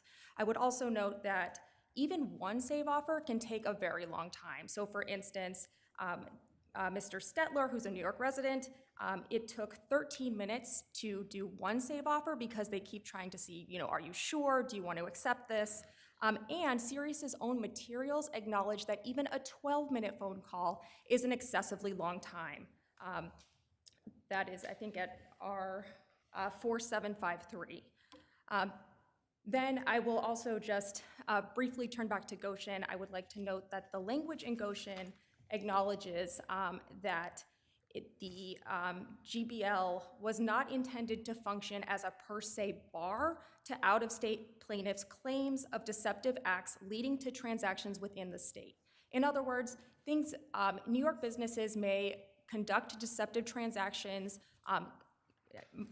direct them on an ongoing basis in New York, and to the extent that that harms someone outside of the state, that does not limit the Attorney General's authority to police its own backyard and ensure an honest marketplace in New York. If the court has no further questions, we would ask the court to reverse on the first 3 grounds and affirm on the Rosca claim that this process is not simple. Thank you. If I might, a couple of quotes directly from the Court of Appeals in the Goshen decision. We conclude the transaction in which the consumer is deceived must occur in New York. Not my language, the Court of Appeals. So training, controlling, that's not the transaction. If there's no phone call, the discussion with the consumer, that is the transaction. So that's the language of Goshen. Additional language from Goshen. In Goshen, plaintiff in Goshen contends the elaborate vanishing premium concept was conceived and orchestrated in New York prior to any dissemination to potential customers, right? And in Goshen, they said that wasn't enough. Here, the dissemination to customers, or the equivalent, is the phone call. And again, it may be frustrating, but that is the language of the Court of Appeals, and that is their holding, that the transaction itself must take place in New York. And here, it's undisputed what the transaction is. It is the phone call between the consumer and the customer.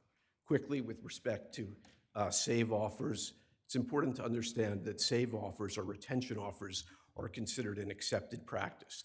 They're considered accepted by the 47 different state attorneys general. They're considered accepted by the FTC, and they're considered accepted, actually, by the New York Attorney General's office. They've acknowledged that below and in their brief. So they're accepted practices. And quick to cancel can't be dismissed. If a customer is angry or frustrated, if a customer... So are customers informed of this? Quick to cancel? They are not informed. They're having a discussion, a conversation, and they're told during the call, they're trying to tell them about the value of SiriusXM. They ask, why do you want to cancel? If they say something like price, they say, well, we have different price plans. Perhaps you'd like to stay at this price plan with these channels. If they say no, they may get another offer. If they say, no, I don't want to hear anymore, or please stop, or please just cancel, they're canceled. Thank you. Thank you very much. Rahal versus Taramina. Taramina.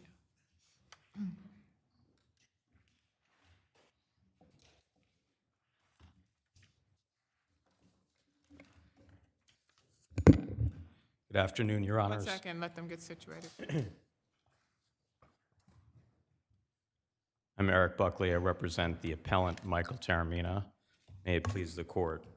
Your Honors, I'm not aware of any decision in New York where the payer had $1 million or more in income and the applicant had $300,000 or less in income and 0 temporary maintenance was awarded. Here, the respondent is living in a $35 million residence with $120,000 per month rent in South Beach with a boat dock and a swimming pool, while the appellant is living in a spare room at his brother's house. So are you aware of any cases which talk about the fact that in order to establish that in the absence of exigent circumstances, we just proceed to trial? I'm not aware of any cases that dispense with the idea of exigent circumstances, which I certainly intend to address with Your Honor. So the answer to that question is no. Do you want me to get to exigent circumstances? I will. Before we get to the exigent circumstances, the defendant, Mr. Taramina, in this case, he has an MBA. From Wharton? Yes, he does.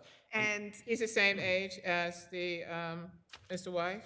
That's correct, Ex-wife? Your Honor. And indeed, the lower court attributed $300,000 of income to Mr. Taramina based on his earning capacity. Let me ask you this question. Why is it that he's unable to seek other employment or either supplement his employment in light of, his degree, MBA, Wharton? He has founded certain companies. So why is it that he's unable to? Well, let me say. I'm almost done. Why is it that he's unable to find employment? Well, Justice Kennedy, that's not our position. First of all, we accept that the $300,000 was imputed to him for his earning capacity. We don't challenge that. We didn't appeal it. The other side didn't appeal it. Secondly, he happens to be an expert in startup finance. Startups are risky businesses. Oh, I know, but my question is, why can't he seek employment? It seems to me that he's underemployed. Well, he is seeking employment. He's started a new company. He hasn't had a success in some time. Because he's had employment in other companies. He had one, there was a particular job he had at a company called Group 101 Gainbridge's Unit, which was a unit that was... During the marriage, he maintained steady, well, while they were actively married, I think we're still going through it, he maintained steady employment There was one period of time for a few years where he maintained steady employment with this Group 101 Cambridge unit, which was a unit that was set up for an entity that essentially controlled insurance And he has companies to create. decades of experience in the financial industry. He does. And again, that's why the lower court attributed $300,000 of income to him to account for his earning capacity, and we accept that. Let me answer this question. How has he shown that he's unable to meet his financial obligations? How has he shown that? Well, we start with their rentals. I mean, we showed, and it was unopposed, that the parties lived in a $9,000 apartment, and then in the final years of the marriage, they lived in a $16,000 a month apartment. He has no income, but you impute $300,000 of income. That leaves him with $150,000 after tax, or $12,500 a month. There's no possible way with that income he could live in a $16,000. In that apartment, he paid, was it $4,000? The plaintiff's parents paid for some of that, I think $8,000, and then the company that she started paid the other $4,000. Is that correct? Well, first, I would take issue with the idea that it's the company that she started. He had a very substantial role in starting this company. He is a startup guy. I can detail his Legion contributions for you, Your Honor. Well, that's not for this time. Fair enough. Is the breakdown correct in terms of who was responsible for the portion of the rent? That particular rent, yes. But the fact that that particular rent was paid by multiple sources doesn't preclude him from a right to temporary maintenance if the income exists, if the payor has the income to support the premarital standard of living. So I thought also that there was documents in the record, I think the tax returns, that showed that during the last 5 years of the marriage, his income was $400,000. In 2019, his income was $479,000. That was the highest it ever went. So, but he averaged $400,000 during the Yes, last they did. 5 Although years. that was really all from this one job, and it included a severance payment, $200,000. And then after the marriage ends, then he is in a startup, and now he's making zero money. Yes, and that's been his situation before, and yes, it's his situation again. Although he didn't lose this job, commensurate with the start of the marriage, he lost this job at Group 101's Cambridge unit in 2021, and then received his severance payments, which he. But he also claimed that during the marriage, he was responsible for the wife in terms of monies to the wife, and as well as to himself. So. Yes, Your Honor. At different points in the marriage, each of the parties was contributing more or less to the marital lifestyle. Yet the marital lifestyle existed, and yet the lower court completely ignored the marital lifestyle. There's not one reference to it or to the parties' respective statements of net worth, of which they submitted 4. But the trial court did mention the fact that he stated that he contributed to that marital lifestyle as well. Yes, ma'am, that's true. So let's go back to my initial question. Why then, what are the exigent circumstances now which would require us to rule on this as opposed to you're just going forth to a trial? I would start with the fact that this couple, these are two people who created together a highly successful company, and one of them is living in a $35 million mansion in South Beach, and the other is living in his brother's spare room. If all of that bears true at the end of the trial, would he not be compensated for that? Well, that gets into the speedy trial issue that Which we is raised what I've in the asked briefs. Twice. Okay, so the speedy trial outcome simply is not available in New York County matrimonial part. We made that point in the briefs. The other side did not contest it in And any how way. is that substantiated in the briefs in terms, what substantiation is there? We put in empirical data showing that the time from submission of post-trial briefs in financial trials in New York County since 2020 until decision averages several years. Many of those cases still haven't been decided. There's still no decision. And are there any decisions of this court or any other court that states that that is something that we look to? Not yet, Your Honor. Not yet. But again, the other side didn't contest the point. It's admitted in these briefs. Their response was that Justice Katz is a very attentive jurist. He's set many hearing dates, and he has issued motions in a timely fashion. And our response to that is, indeed, if a litigant is able to get a timely motion decision, but not a timely decision after trial, that's all the more reason why pendente lite decisions must be made properly. And here, the decision was not made properly. As I mentioned before— Yes, you have time on rebuttal. Thank you.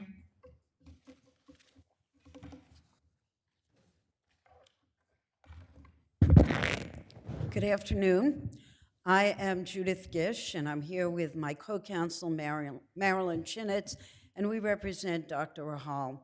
So I was going to go through the argument about the standard of review here, then explain why Judge Katz appropriately applied the temporary maintenance statute, and then go to the issue, which I think is something that you are already questioning about, that the remedy requested here compared to the claims that are being made are like mismatched socks. So maybe I'll start with the last point first. So did you respond to their statement that it's taking, what he said, I think he said 2020? Like there were only 4, Yeah. perhaps only 4 that were actually decided? Well, that's a legal argument, and it doesn't matter the speed of the court, because he's not, well, he makes 2 arguments about speedy trial. One is he says, it's my client's fault. That's demonstrably not true. The second thing he said, oh, it's endemic to the court system. But you're not really entitled to a speedy trial in matrimonial cases.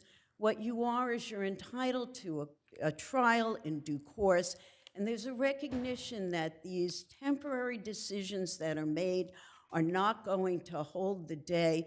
The importance is to get to trial on these matters, and he's suggesting that somehow you should throw out But the the rule. longer this presses on, does that not support his argument of exigent circumstances? Does what? Does it not support your? I didn't hear the first part The of your longer that this drags on, if in fact this trial is, you're entitled to a speedy trial, but you're not really getting a speedy trial, doesn't that support his argument that exigent circumstances do exist? Well, actually, no, because I think the real core to this decision is the fact that we have imputed income here, imputed to his client, something he's not contesting. He just told you that.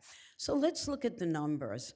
His client is asking for $240,000 to support his claimed expenses. We don't really have any documentation for those expenses, but let's accept them for just a moment. So what did the court do? The court took $300,000, it tax impacted it, it came up with the number net $273,000, and guess what? That exceeds $240,000. He can otherwise pay his own expenses if he takes a job. I mean, that's the reality of it. You don't give people temporary maintenance just because they want it. The other thing is that he's asking for it as a remedy for equitable distribution. And there's kind of a mismatched socks. And it's really a kind of an interesting argument to follow. He's claiming that because in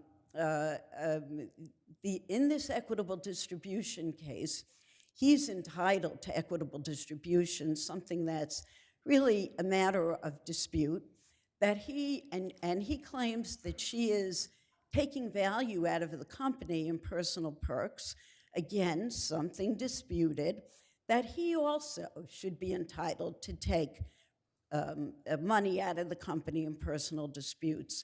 But the truth of the matter is that where, in fact, there's an issue about perks, in an equitable distribution case, where there is a business, that issue goes to the question of valuation.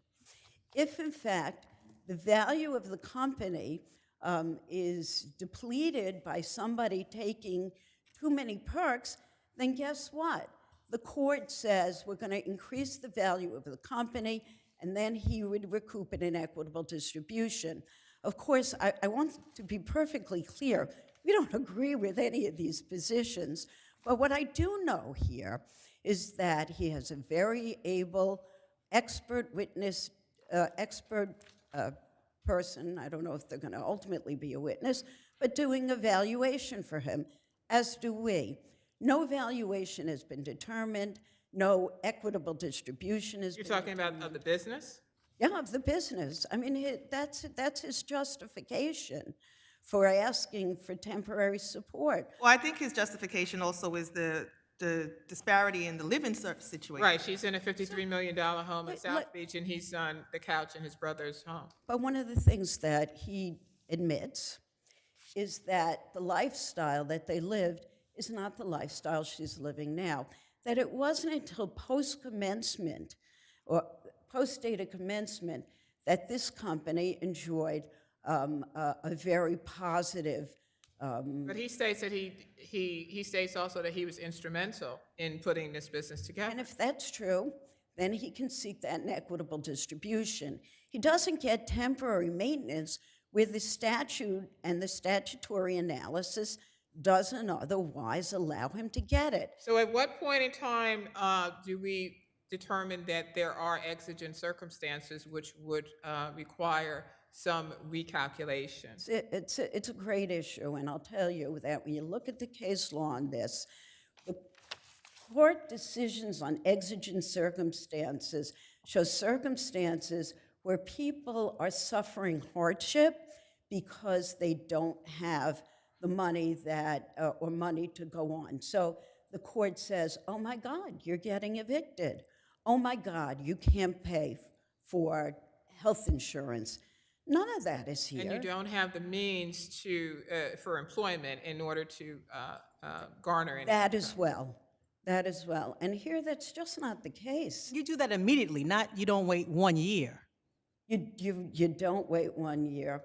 And not only that, he seems to think that that is indicative of his exigent circumstances, but that's not enough to show exigent circumstances. It's really important to look at the only net worth statement that he puts in evidence on this motion, or puts into the motion, is one that shows that he has over $300,000 in the bank and other things to be determined, because there are a lot of other assets that he claims to own, but he doesn't put a value on them, to be determined. He doesn't tell you really what he had at the beginning of the motion. He just says, gee, I'm going to be depleting my resources. I shouldn't have to do that. But that's not exigent circumstances. Thank you. Okay, thank you. Your Honors, our claim has nothing to do with equitable distribution, and the lifestyle did not start after the date of commencement. That's the whole point of the $16,000 per month apartment that they were living together at the end of the marriage. We also take the position that imputing only $500,000 to the respondent to get her to only $1 million of income was itself an abuse of discretion. She's receiving tax-free income of $1.44 million for her rental in South Beach. She had already started paying herself bonuses at the time of the motion. The company also pays for her utilities, housekeeper, beauty treatment, cell phone bill, upkeep of her residence. But again, counsel, the fact remains that all of this at the end, you would have a claim on, possibly, right? But he needs the claim now because But that, and then we go back to the exigent circumstances. What has he shown?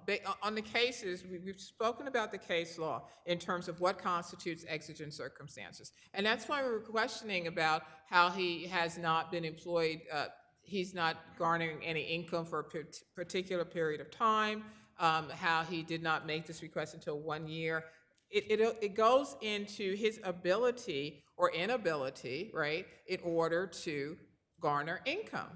Well, I would say two things to that. First of all, Your Honor, we cited this panel's case, Soyun Lee, which says essentially that if a party cannot independently pay his or her expenses without borrowing or turning to family help, that can constitute exigency. They don't have to be penniless. Second, in this... They do have to explain why they're not seeking employment, I would imagine. Well, he is employed, and income wasn't, $300,000 of income was imputed to him, but even with, for his earning capacity, but even with that $300,000 of income, he cannot possibly pay the proven premarital lifestyle expenses. And by the way, the decision is completely devoid of any reference to the premarital standard of living. I just want to say that Soyun Lee was a stay-at-home mom who could not operate the party's business without the defendant and earned far less than was determined. I think a little bit different.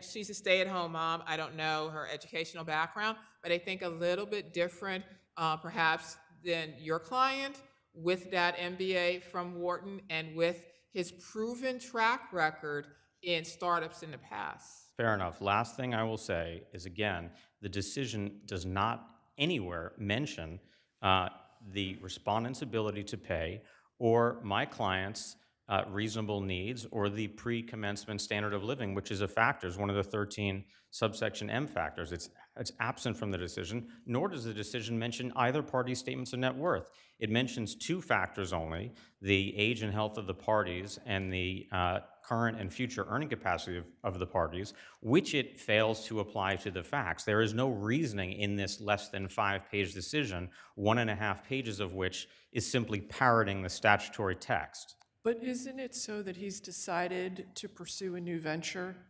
rather than get employment? He has decided to pursue a new venture. The new venture that he's pursuing is consistent with his expertise and his experience, which is of vicissitudes. In 2015, he received $1 million payout from a company that he started with other Wharton students, when he was in graduate school. He actually had lots of success with the marital business, which is a marital business in the truest sense. If you look at the record below, his contributions are legion and they are proven. He created the company's financial model. He created the company's cap table. He was interviewing marketing and operations personnel. He helped invent the brand name. I mean, he did everything you could think a husband could possibly do for a startup couple. Thank you. Thank you both. Innovative Securities versus Obex Securities.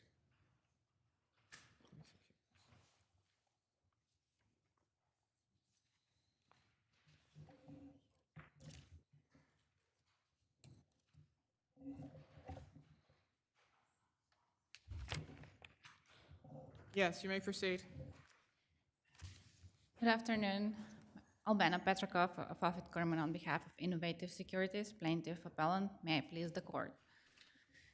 This case involves premature motion for summary judgment filed before any discovery was conducted in the case, even before any production deadlines or productions were made.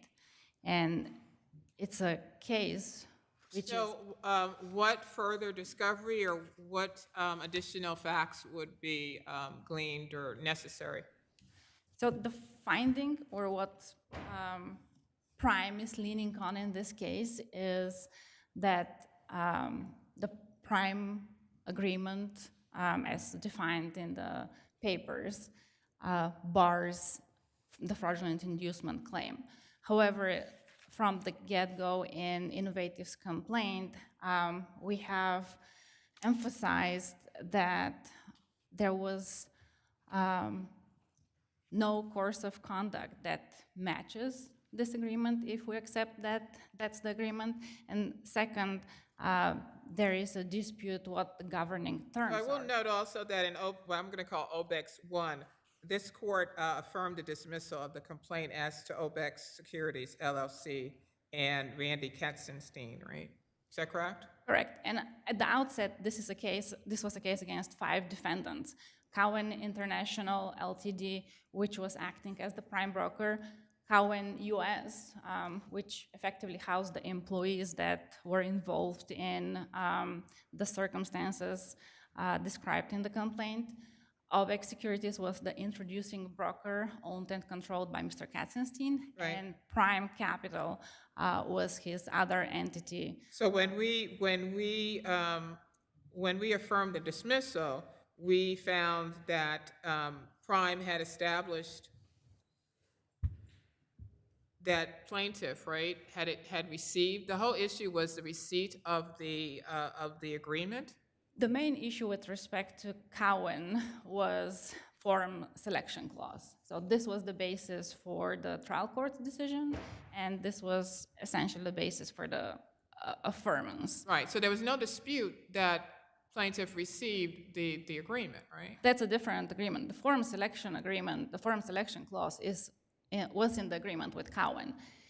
This agreement, the terms were received. They were never performed.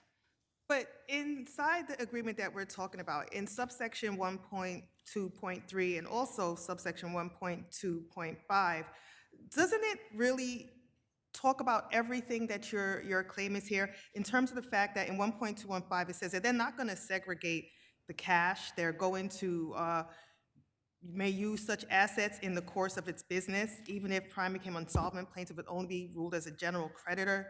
You would have an unsecured contractual claim that's going back to 1.2.3. I mean, this was all laid out there inside the agreement. The complaint is Innovative received a margin call because its assets were used as collateral for Prime. There was cross-collateralization. That's what Prime said. Right. But, and so how is that different than what is inside subsection 1.2.5? This subsection, or the agreement in general, does not mention the word cross-collateralization. It does not mention the word omnibus account. It doesn't state that the cash and securities of Innovative. These are two sophisticated parties. If there was something that was unclear or unsure or needed to be, wouldn't that have been negotiated prior to signing such an agreement? And I'm not sure what non-segregation of cash, how that's different. Right. I mean, I know you're saying it's not a cross-collateralization provision, but it specifically provides that Prime would not segregate plaintiff's cash or securities received and may use such assets in the course of its business. Even if Prime became solvent, plaintiff would rank only as a general creditor. But again, wherein it doesn't say 1.2.5 cross-collateralization provision, it talks about that. So Your Honor read the exact language that's important. Here we're talking about liabilities. It's commingled, or title is transferred for purposes of securing Innovative's liabilities to Prime. There were no liabilities to Prime, and that was the expectation of Innovative. But as my colleague also mentioned, these are sophisticated parties. These are who drew up these agreements. Yes, and the agreement doesn't say that Innovative will guarantee and pay for Prime's liabilities. Is what we are alleging happened, because the margin call was against Prime. I'm just, well, you know. Go ahead. One of your claims is fraudulent inducement. Is that what you're talking about right now? I'm failing to see a misrepresentation, and I'm not sure I've heard the justifiable reliance that would be necessary for that claim. Innovative had worked with Randy Katzenstein for years. He was acting as an introducing broker. Prime brokerage agreements are not something that we see litigated in courts a lot, and those relationships are quite complicated and factually heavy. With the trust and knowledge of Randy Katzenstein, they believed that what was being facilitated is continuation of the trading and with Cowen, and that's what happened. You have time on rebuttal.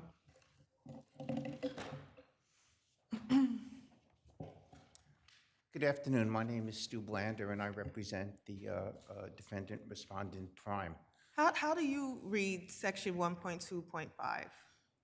I read section 1.2.5 as saying what the panel indicated, that the assets of Innovative go into a non-segregated account, and they get pooled with all of the other assets in that account, and they could be used for the purposes of Prime's business. And that's the fact that it does or does not say cross-collateralization, is that the misrepresentation? Well, should it have been more clear? No, it can't be clearer when it says that, and that's point one. Point two is that separate and apart from this agreement, there is another agreement which is referred to in the papers, which is the Cowen agreement. And Innovative itself says in its complaint on page 90 of the record that under that agreement, its assets are, quote, pooled, that's their word, close quote, with all of the other assets in the omnibus account. So they know it from here, and they know it from the other agreement. And in addition to that, the notion that there's some daylight between 1.2.5 and the concept of cross-collateralization is belied by two things. One, this court's prior opinion in the Obex case, which they said, quote, the court said, insofar as we understand plaintiff to allege, it was not informed that securities would not be segregated from primes or the primes may use those securities as collateral. Those allegations are contradicted by primes brokerage terms, which plaintiff admits that it received and signed.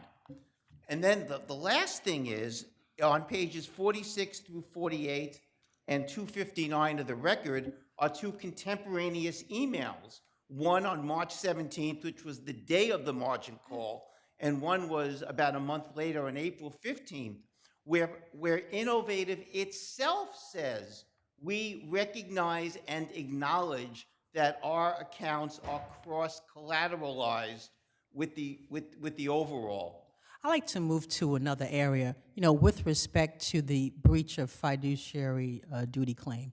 Now, certainly in the account agreement, Prime expressly disclaimed any fiduciary relationship, right? Right. That's number one.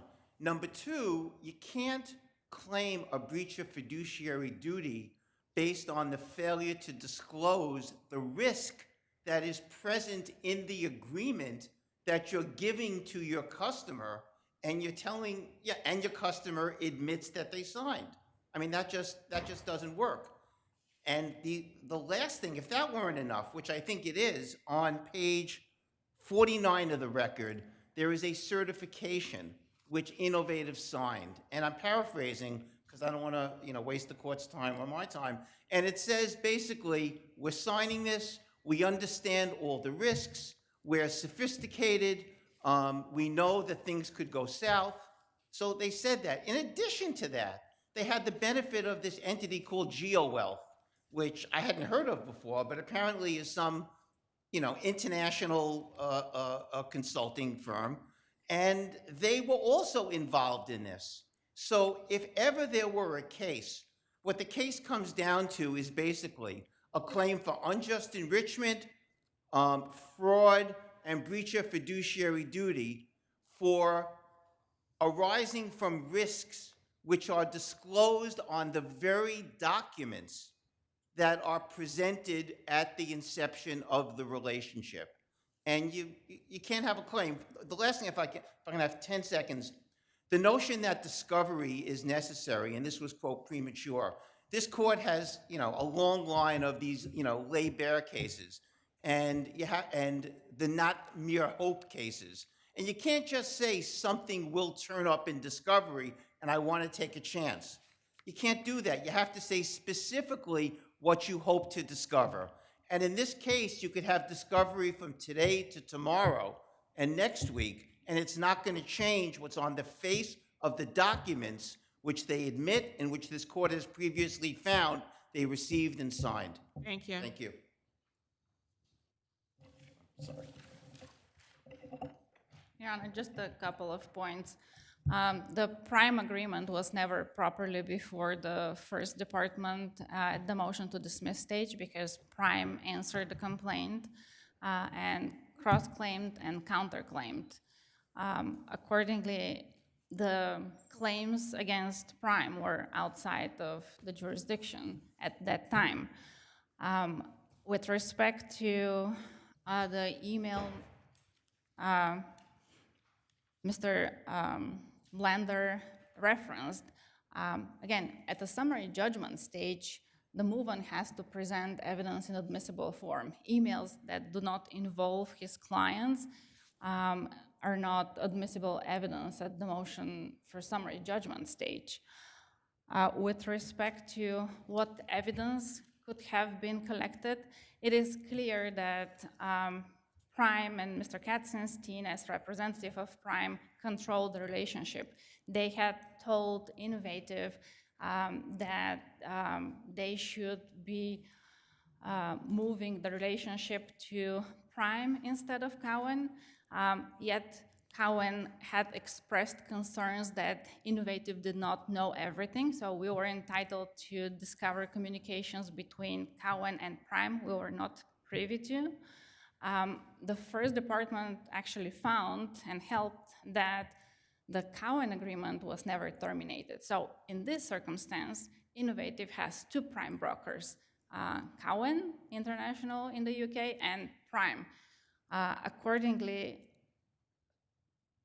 it is in a situation where it's pulled on both sides, and Prime Capital, which is not performing prime functions, is relying on an agreement that never went into effect. Thank you. Thank you both. Jenna B. Klumpner, DDS.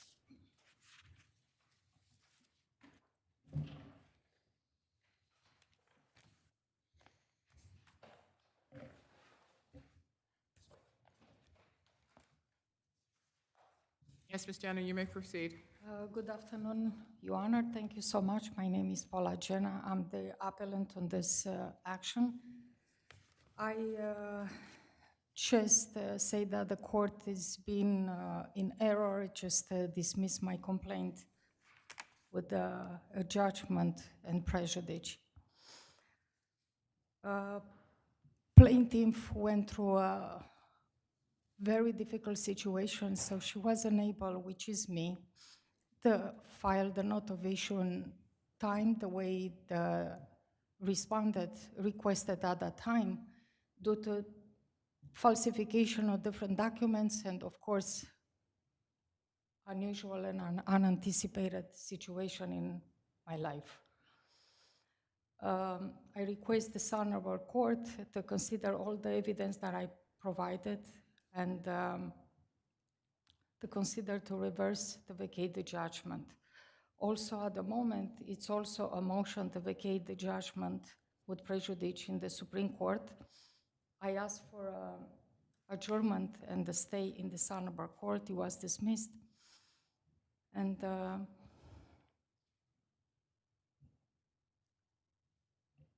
I consider that also I filed motions to vacate, to extend the note of issue, previously a letter to Judge Madden, and it was denied, but also actual court notes that the motion, since it was made on order to show cause, it wasn't served on notice, and since it wasn't served on notice, it was just a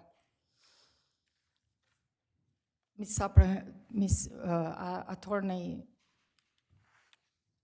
Honorable Judge Madden, it just misapprehended a relevant law concerning request for an extension of time to serve the note of issue.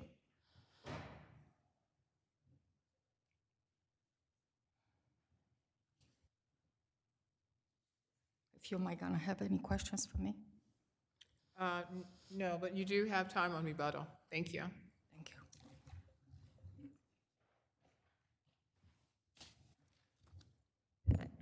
Good afternoon, Your Honors. May it please the Court, Irina Kravchenko, I represent Respondent Galili on this appeal.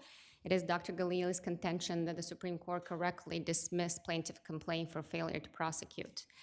The record is unrefuted that plaintiff did not, in response to the 90-day notice, did not file the note of issue, nor did she timely seek more time to do so. Plaintiff was therefore required to establish a reasonable excuse for the delay. This court has previously held that where prior discovery orders have noted that no standing discovery remained, and that thereafter also plaintiff did not exercise the right to facilitate any further disclosure, that in and of itself establishes that the excuse for failure to file the note of issue is not reasonable. That is precisely what happened in this case. The final 6 discovery orders that were entered into between the end of 2019 to early 2020, not a single one of them mentioned any outstanding disclosure with respect to Dr. Galili. It is why in the final discovery order in March of 2020, the Supreme Court's judge has already determined that A, plaintiff is not entitled to get more time to file the note of issue, and that B, that she did not identify any outstanding disclosure. That determination is the law, not only the law of the case, but also shows that there is no excuse for not timely filing. Following that discovery order, plaintiff took absolutely no actions whatsoever for the following almost 3 years in terms of pursuing any outstanding discovery. This court has also held that this inordinary delay demonstrates that dismissal for failure to prosecute is proper under the circumstances. In addition to that, even in the context of this motion practice, plaintiff did not identify any disclosure that allegedly remains outstanding. The only identifiable item was alleged falsification of a deposition transcript. Again, the March 2020 order already dealt with that issue, and the Supreme Court found that that is not entitled plaintiff to further disclosure based upon the fact that the depositions were recorded, there's a RADA sheet. So this issue has also been resolved. In addition to all of the delays post final discovery order, this is a 2016 case. The parties have appeared for 11 conferences in the Supreme Court. There were 10 note of issue extensions. Under these circumstances, dismissal for failure to prosecute following the noncompliance with the 90-day notice was provident exercise of discretion. And unless the panel has any other questions, I'll rest on my brief. No, thank you. Thank you. Actually, very important to mention that there was a misstatement of facts that actually Dr. Galili filed a motion implying the fact that the plaintiff, which is me, I failed to file the note of issue for 10 times, which in fact, it was discovery issues, a discovery in dispute, considering the fact that also it was in my reply brief, both defendants, it took more than 4 years and they was delaying discovery completely of every single order that it was issued by the court. A new note of issue was considered to be available for maybe next time. It doesn't mean that I failed to file the note of issue at that time for 10 consecutive times. It was actually defendants' fault, the fact that they didn't reveal all the informations and they delayed all the documents to be taken into consideration. Not only that, considering that Dr. Galili, You may finish. Thank you. It's a defendant in multiple law courts as a defendant, including the fact that his license was suspended for 2 years and continues to hurt people like me every single day. It's not an issue just because of a 90 days of not responding to that document just to be, my complaint to be dismissed with prejudice. It's unacceptable. Just for the fact that they've been in fault all the time, including the fact that the co-defendant was filing a motion on the same, it's actually present, saying that we should continue the discovery that was already pending since 2019. It's a discrepancy in situation. How is that possible? My complaint to Dr. Galili has been dismissed, and the co-offender already says there are new discoveries since, pending since 2019. I asked the court if this will stand, that the discovery could continue. My complaint and should be reinstated, nullified. Thank you both. Thank you. M. Damien versus Edwan.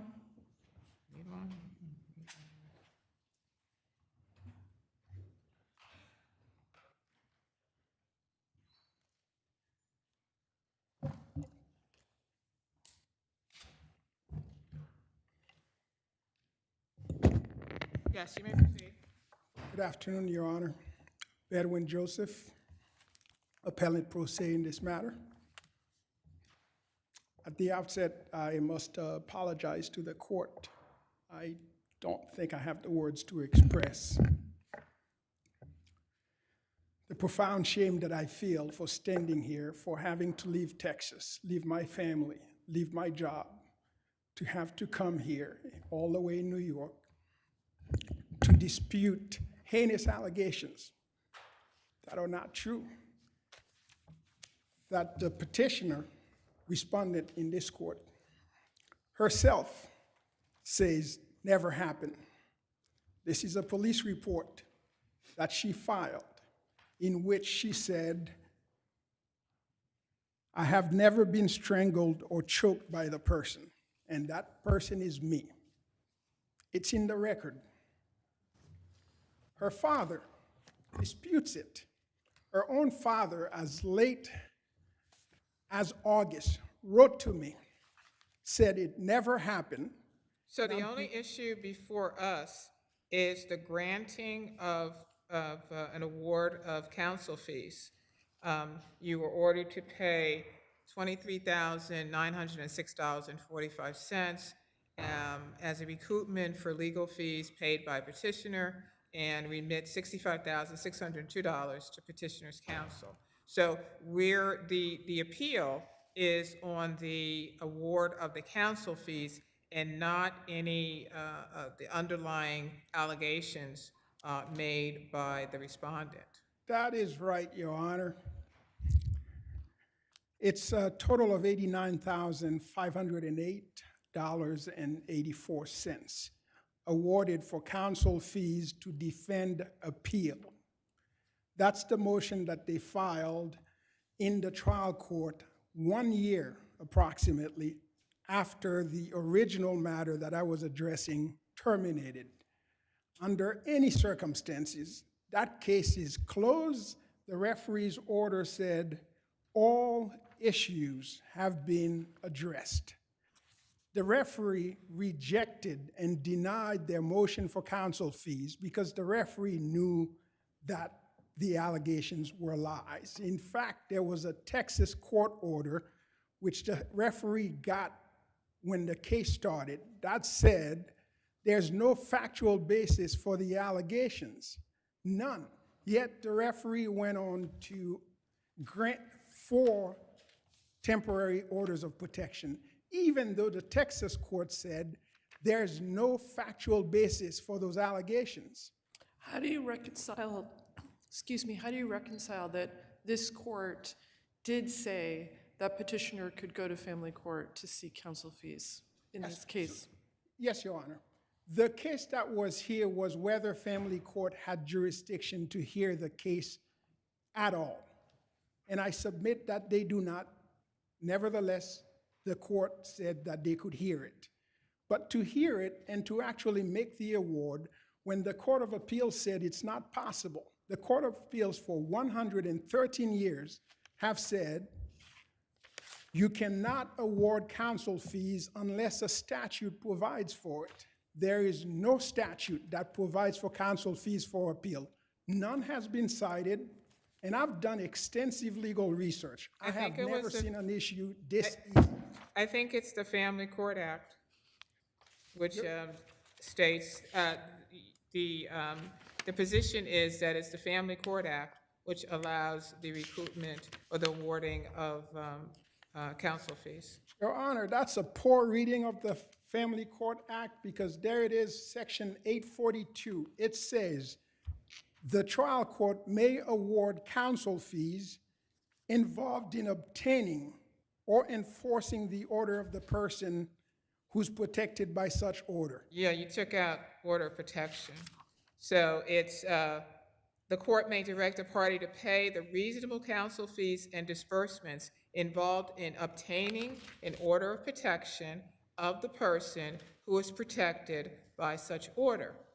And as my colleague mentioned, this court had ruled that the family court had jurisdiction over the issuance and could issue an order of protection. So the argument now being made is because we're talking about an order of protection, counsel fees can be awarded.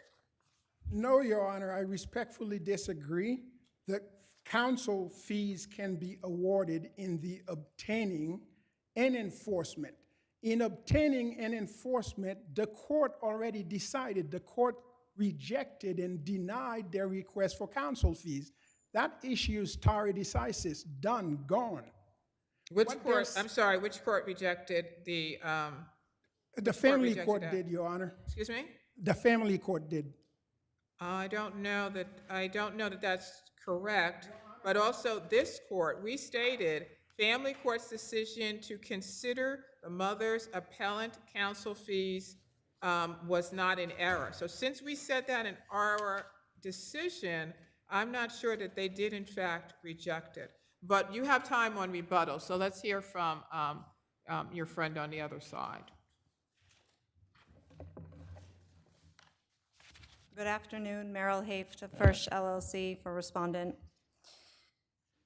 As this court just heard, appellant is trying to relitigate the entire case that has gone on between these parties. But now he is focused on the attorney's fees and the awarding of the attorney's fees. So did family court reject the award of attorney's fees?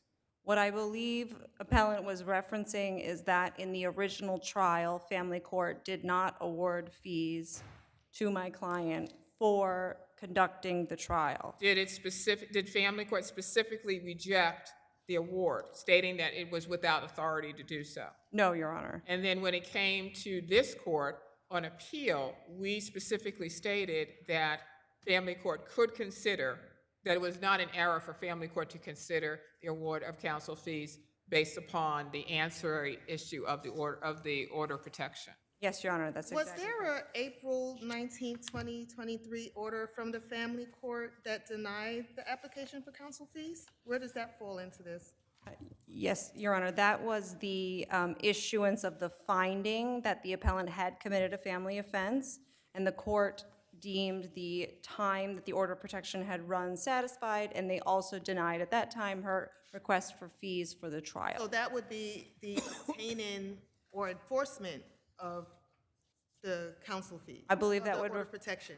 I believe that would have been the obtaining, but appellant appealed that finding, and therefore my client, in defending and opposing his appeal to maintain that finding of the harassment against her, had to oppose his appeal. And because of the volume of evidence that was involved in defending that appeal, my office, on respondent's behalf, sought counsel fees, and family court, on a motion to dismiss from appellant's former counsel, decided that Family Court Act 842F did allow family court to hear an application for fees for appellate work. And in our decision, we said under the circumstances of this case, it was not an abuse to set down the issue of the reasonableness of a mother's appellant counsel fee, and I think we ordered a hearing or stated that there should be a hearing on the issue. Yes, Your Honor, and that hearing was conducted and took place actually before this court's decision,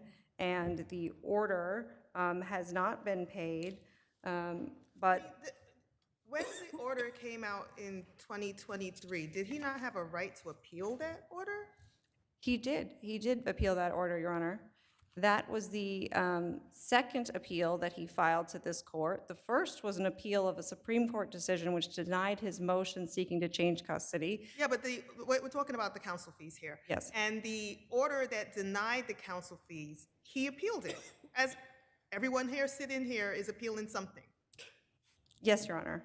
So why should he have to, have to pay attorney's fees on that, where he has a right to appeal? Well, Your Honor, because this court already found that the appellate fees that we were seeking on our client's behalf were part of the family court's ancillary jurisdiction to consider, and therefore family court could hear an application. They could hear it, but to then penalize him for exercising his right to appeal, it seems, maybe, I don't know, what does that do for other litigants who want to appeal cases? I'm sorry, Your Honor, I'm not sure I understand the penalizing him. The statute reads obtaining or enforcing, which is neither of these two things. But attorney's fees were still awarded for appealing, because this is based upon what you're saying, what's in the papers. Is that the appropriate interpretation of the statute? The fees awarded were in the enforcement of the order of protection, because if appellant had appealed that order... Enforcement of an order of protection would be where someone has done something to violate an order of protection, right? And now we're facing a new petition, some kind of violation. But in appealing it, how is that Your Honor, this court already found that those words in the statute, obtaining and enforcing, encompassed an application for fees that were incurred at the appellate level, because she was in these circumstances, as Your Honor said, she was defending the finding that appellant had committed the family offense. So that was part of the obtaining and the enforcing. And that is the law of the case here. That was the finding of this court in just June of this year, which allowed the fee hearing to go forward before Judge Shim in the family court, which it did. Thank you. Thank you.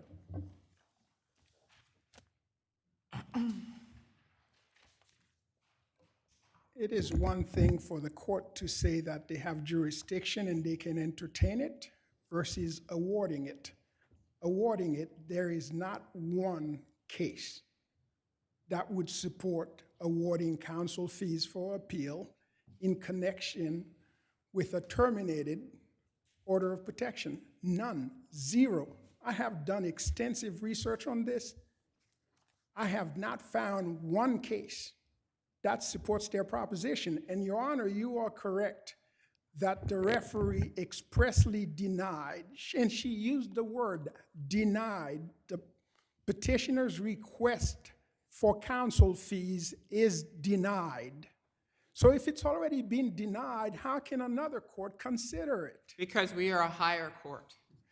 Yes, you're. Because we are a higher court, and this court made a determination that family court, under the Family Court Act, could in fact hold a hearing and determine whether or not reasonable attorney fees should be awarded.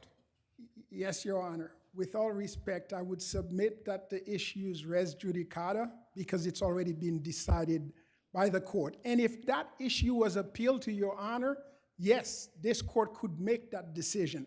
But that case was dead. They brought in a new case and filed it as a motion a year later on the basis that I appealed. Do I not have a right to appeal? Yes, you do have a right to appeal. Thank you both. And we will now hear from another appeal. Verma v. New York City Department of Education.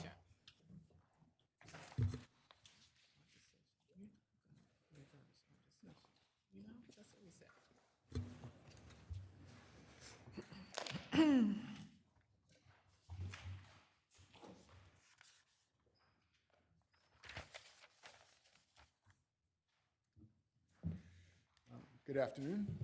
Good afternoon. May it please the court, my name is Stuart Carlin. I represent the appellant V.J. Verma, who is a former school teacher with the New York City Department of Education. As the court is aware, this is an appeal from a... So we have the determination is whether or not it was arbitrary and capricious, whether there was a rational basis for the termination. Right, it's the standard under the lockout cases, adequate evidence, I believe, is the terminology that's used. So it's a little, I think. Right, and then whether the termination shocks the conscience or shocks the sense of fairness. Yes, as well as another issue is the remediation, because it's embedded in 3020, New York State Education Law 3020, that remediation. So what do we have in this case in terms of the observations of your client, classroom observations over a period of time, her performance, the assessments, et cetera?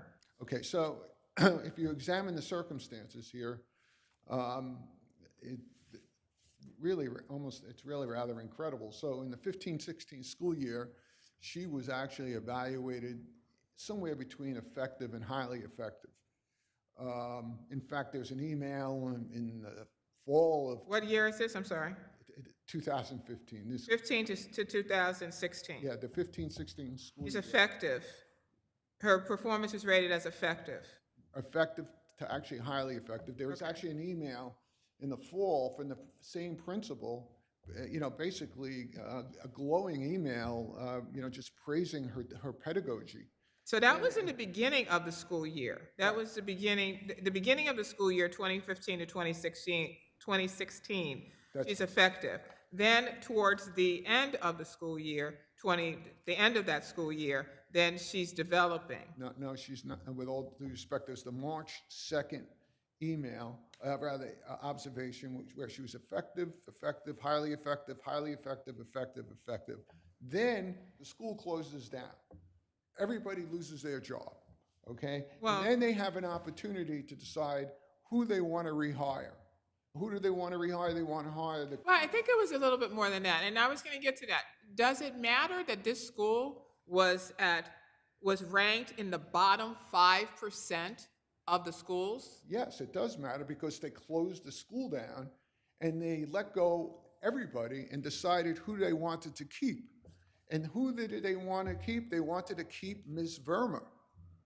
So she's considered, they had an opportunity at that point not to rehire her. Okay, but then Okay, so- 2016 to 2017, Now we go to the following school year. now she's ranked ineffective or developing in all categories, Yes. including knowledge of content, as well as classroom instruction and designing coherent instruction. Okay, so she files a grievance at the end of early October of 2016.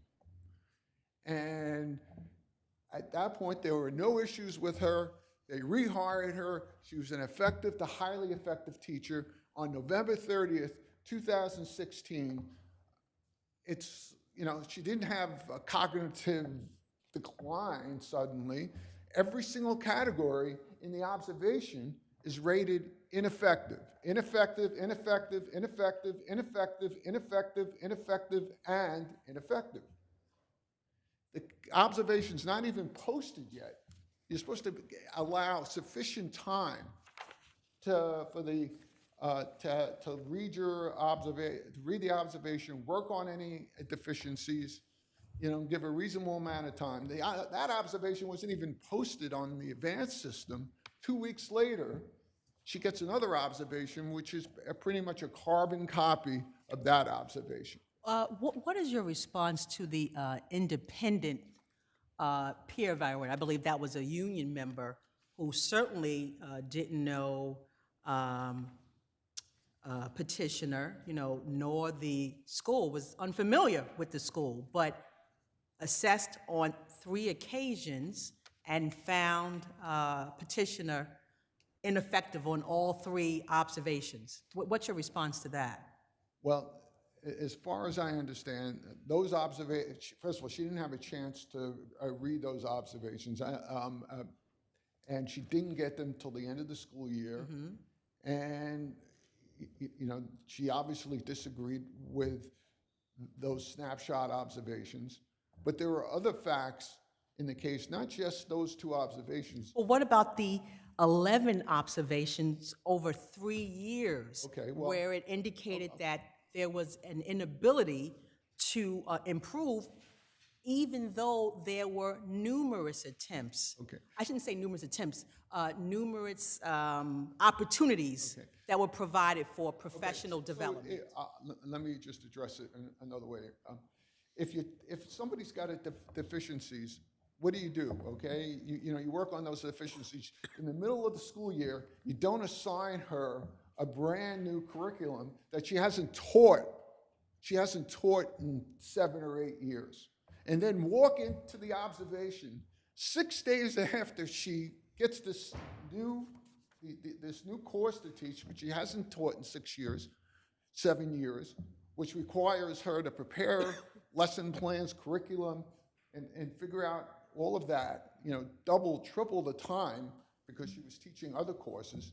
6 days later, she gets observed in that classroom. So are you stating that this is what occurred in each and every instance from 2016 to 2019? So for 3 what I'm years, saying is- for 3 years, for those 3 school years, this is what was happening on a monthly or daily basis? Well, I'm saying that to borrow an expression from Hamlet, there's something rotten in the state of Denmark. I mean, the bottom line here is you have an effective to highly effective teacher, wasn't a struggling teacher, glowing reviews, files a grievance. What about the allegation? Well, first of all, not all of the allegations were accepted by the arbitrator. Is that correct? There were some that were found that were found to be unfounded or that were not proven. Pretty much, the answer is no. I mean, they basically. But there was one where she allegedly called a student a lowlife or something like that? Yeah, Does that have anything to do with review or anything of that nature? Well, I don't think you're supposed to call a student a lowlife, even if they are. Right, but that was not, they didn't produce as I recall, it's been a long time since I've Yeah. was in that. I thought they did, but you have time on rebuttal. Okay. Good afternoon, Mackenzie Filler for the Department of Education. So she had been a productive teacher for a period of time, and then once, according to your friend, once she files a grievance, now all of a sudden she's ineffective. That is what my friend claims here. I mean, but the timing also indicates that. Right. No, actually, as Your Honor noted, she received a number of ineffective ratings, or I'm sorry, developing. Well, she was developing, now, interestingly, in the beginning of 2015 to 2016, she's effective. The end of that school year, all of a sudden now she's developing. Yes, Then, before the complaint was filed. okay, exactly, before the complaint was filed. But wasn't the complaint filed after the school was closed? You mean after she was rehired? Yes. Yes, I believe so. So she's rehired, and then she files a complaint. And her complaint, it was that her daily routine was chaotic due to changes in grade levels she was assigned to teach, and that her class period spanned several different floors of the building. Yes, she wanted all her classes on the same floor. Okay. But she also stated that the daily routine was chaotic because of the change in grade levels. Sure, but the arbitrator rejected this claim of bias, that the principal was somehow out to get her and was retaliating against her for this complaint. Okay, so after she files this complaint, now all of a sudden, she's ineffective or developing in all categories, including knowledge of content, assessment, design, etc. Again, it's not all of a sudden. The year before, she also had a bunch of developing. But I would say that, as you noted, this school was performing very poorly. And this new principal was brought in, and he wanted to make some changes. And it seems that Ms. Verma, unfortunately, could not change, was too set in her ways, and was unwilling to follow the instructions that they gave her. For example, they told her, follow the required curriculum, Engage New York. And over again, they went to her classroom, and she was not following the curriculum. They saw students talking, eating, sleeping, looking at their phones, playing music, doing nothing. And she said nothing to any of them. The students can't learn if they're not paying attention. So there was also, your friend mentioned that perhaps she was not made aware of these instances, and she was not made aware of the fact that these things were going on and how she should change or what she could do to change. He does claim that, but he cites literally nothing in his brief for that. In fact, the whole brief is highly deficient, and it doesn't cite any record evidence really at all. We cited extensive emails that were sent to her, calls that were had, conversations that were had with her where she was told over and over again. Face-to-face conversations? Because I know in a lot of these cases, you'll see that the principal or someone else will bring in the teacher to speak to them, or they'll have another teacher assist them in terms of the classroom, helping it. Is there anything in the record that was done? Yes, that was done extensively. It's there are, I think, hundreds of pages of emails sent to her of documents of meetings held with her. In fact, the assistant principal met with her once a week to go over her lesson plans, and eventually Ms. Verma complained that the assistant principal was harassing her and stopped showing up for these meetings. There's only so much the school can do if someone is not willing to improve. So she started with the DOE in 2003? That's right. And she was terminated in? 2019. And she was a tenured teacher, is that correct? I think so. Yes, that's. Yeah, she was tenured. Yeah, So and then she the had all question these. Sorry. The question becomes, again, you're terminating her after this period of time. You're terminating a tenured teacher. Does that determination shock a sense of fairness? Not here, not where the arbitrator found that the school gave her extensive help to improve and that there was nothing else the school could have done. And that finding is supported by adequate evidence in the record. They sent her to 71 group professional development sessions, and they had dozens of one-on-one sessions with her, and she didn't get better. Every time they went to her class, she was doing the same problematic conduct. Under those circumstances, it does not shock the conscience to fire her. If there are no further questions, the Department of Education asks you to affirm. Thank you. Thank you. I'd just like to make a couple more points. The one observation is inherently subjective under the Daniels. But what about your friend's statement that she was called in? There were attempts made to assist her. Well, the point I'd like to make is, if you look at the Mosel scores, which is a measure of student learning, these are objective tests that measure whether or not the students are progressing during the school year, period. And she received effective ratings on the one thing that was objective. The students received the scores that they were learning, right? We don't know whether she was the reason that they were learning or not, right? Well, they could have been learning on their own. Does that really talk to her effectiveness? But the UFT and the DOE have assigned 40% of the weight to the Mosel scores because they are objective tests that measure the student learning. Some students do test well. Thank you. So Thank you both. Parker Cult Administration versus, I'm sorry. That was the first one. Oh, I sure did. Ramirez v. 79-05 Jackson Heights. That's right, yeah. Thank you.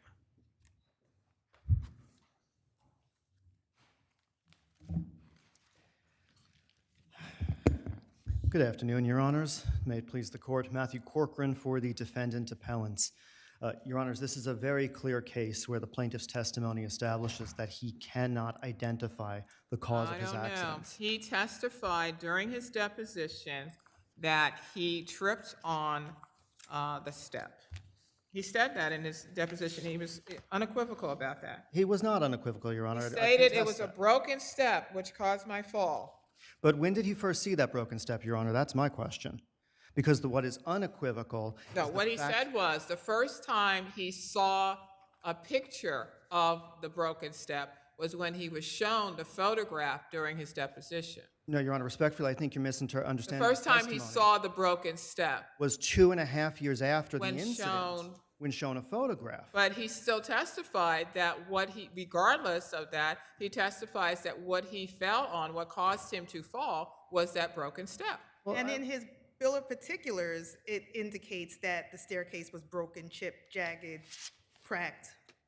Well, and of course it does, Your Honor, because no one's going to start a lawsuit and make a bill of particulars that says, I didn't trip on anything, I just tripped. Of course there's going to be an allegation that something caused the accident, but their testimony has to prove that there's a connection between whatever it is they're alleging and their accident. And we cite a number of cases in our brief that establish where the plaintiff does say there was a defect, but their testimony establishes that they never saw it or that they can't connect it to their accident. Your motion for summary judgment, is that correct? Yes, Your Honor. This is your motion for summary judgment. So what you have is, you have the plaintiff stating, I fell, or what caused me to fall. He also circled the defect in the photograph. Which, Your Honor, he testified later at page 270 of the record that he circled it because that was the area of his fall, not because he was identifying the defect. And we have cases that talk about the area, that's fine, that does not mean that's not where the injury occurred. Cases in this department talk about the area. My point was, your motion for summary judgment, we have testimony from the plaintiff. It may be inconsistent. You may say that it's inconsistent. Or maybe perhaps it's an issue of credibility for the finder of fact. But we have a plaintiff saying that he fell on the broken step. The bill of particulars bear this out, not bear this out, but also stated in the Bill of Particulars. But So it's- you have an issue of fact for the jury. I argue we don't, Your Honor. It's very clearly speculation that he's alleging the step was cracked. 3 points in his deposition, he testifies he never saw a cracked step on the date of his accident. Twice in his deposition, he testifies the first time he sees a cracked step is in the photograph that he's seeing for the first time at his deposition. And then at the very end of his deposition, Your Honors, the attorney asks him, so would it be fair to say that you don't know what your foot got caught on, if anything at all? And he says, yes. There's a tacit admission by the plaintiff that he doesn't know what he tripped on. I don't know how we get past that. That's not ambiguous. There's no inconsistency there. His testimony is that he does not know what his foot got caught on. And there's another issue that was brought up both by Justice Briganti and plaintiffs in the motion papers, in that maybe the questions were leading or they were confusing. Or Well, he was, I think that his first language wasn't English or something of that nature. That's correct. And that's what Justice Briganti said at the oral argument. You can see pages 16 and 18 of the record. She said something about how maybe because he's using a Spanish interpreter, he doesn't understand the question. It was an incredibly improper thing to bring up because that's not the law of this department. In fact, just last year, Justice Kennedy, you were on a unanimous panel that said, where in Figueroa case, if the plaintiff is testifying with an interpreter and he doesn't raise any objections or express miscommunications or misunderstandings, that's on him. We don't allow a person testifying through interpreter to essentially have a second bite at the apple later at trial or in opposition to summary judgment. That's totally different, and as my colleague said, there are inconsistencies, so that raises credibility. Let it go to a jury, because time and time again, plaintiff testified about how the accident happened, and he circled the defect on the photograph. Your Honor, he circled the location, and I would say he did not testify time and time again. There was one point where he says it's a cracked step, and immediately in a follow-up to that response, the attorney asks him, "When did you see the cracked step before your fall?" No. Did you see the cracked step after your fall? No. So when is the first time you saw the cracked step? And he says, here.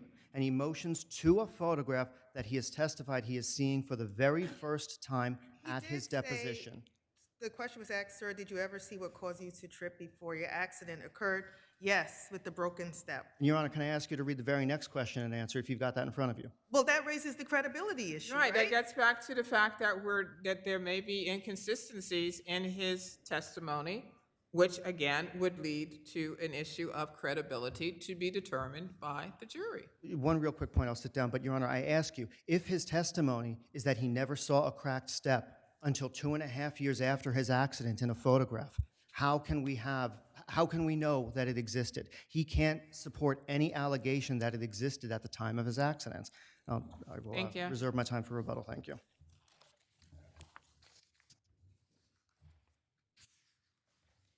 May it please the court, Your Honor, H. Jonathan Rubenstein of the Fine Silver Law Group, PC, for... I mean, to be sure, counsel, there is a lot of inconsistencies here as to what he saw prior to him falling and what caused his fall.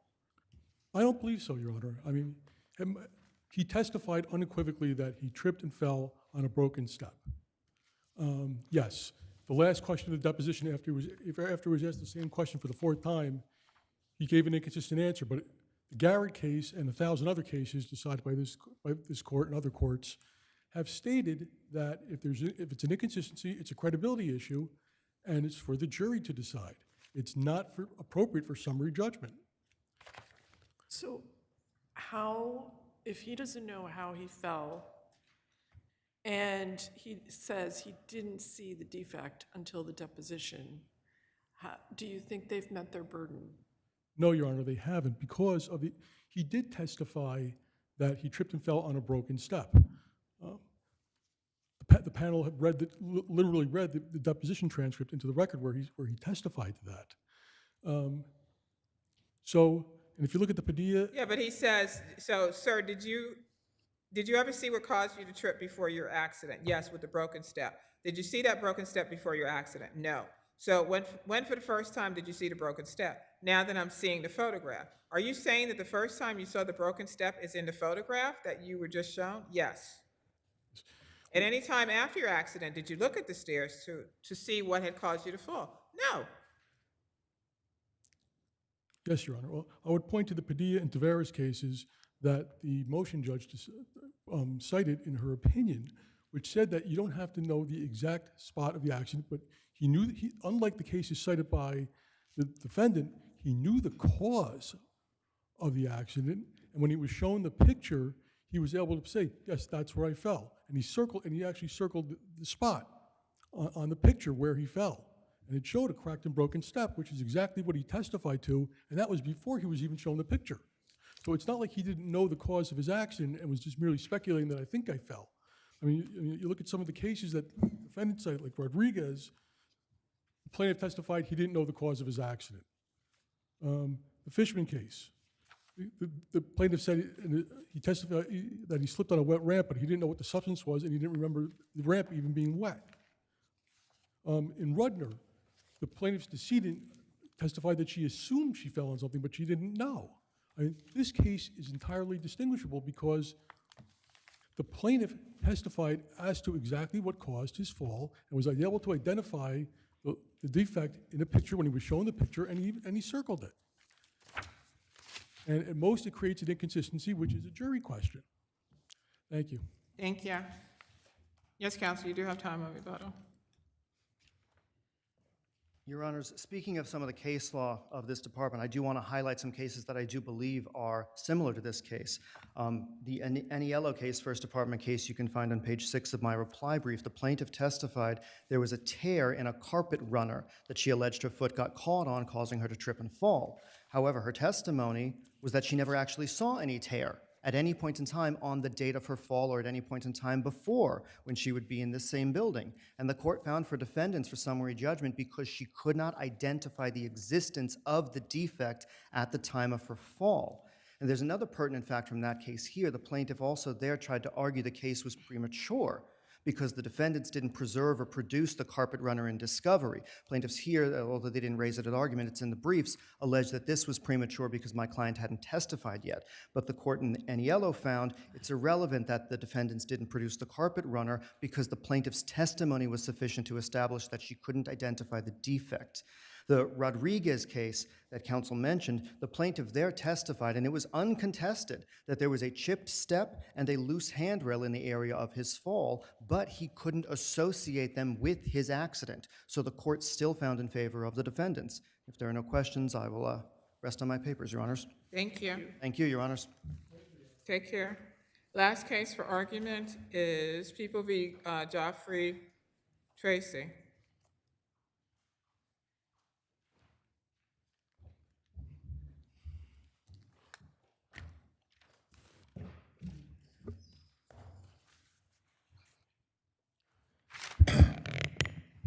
Justice Presiding Weber, Justices of the Court, I'm John Leventhal, attorney for the appellant Jeffrey Tracy. I'm well aware that you know the facts of this case.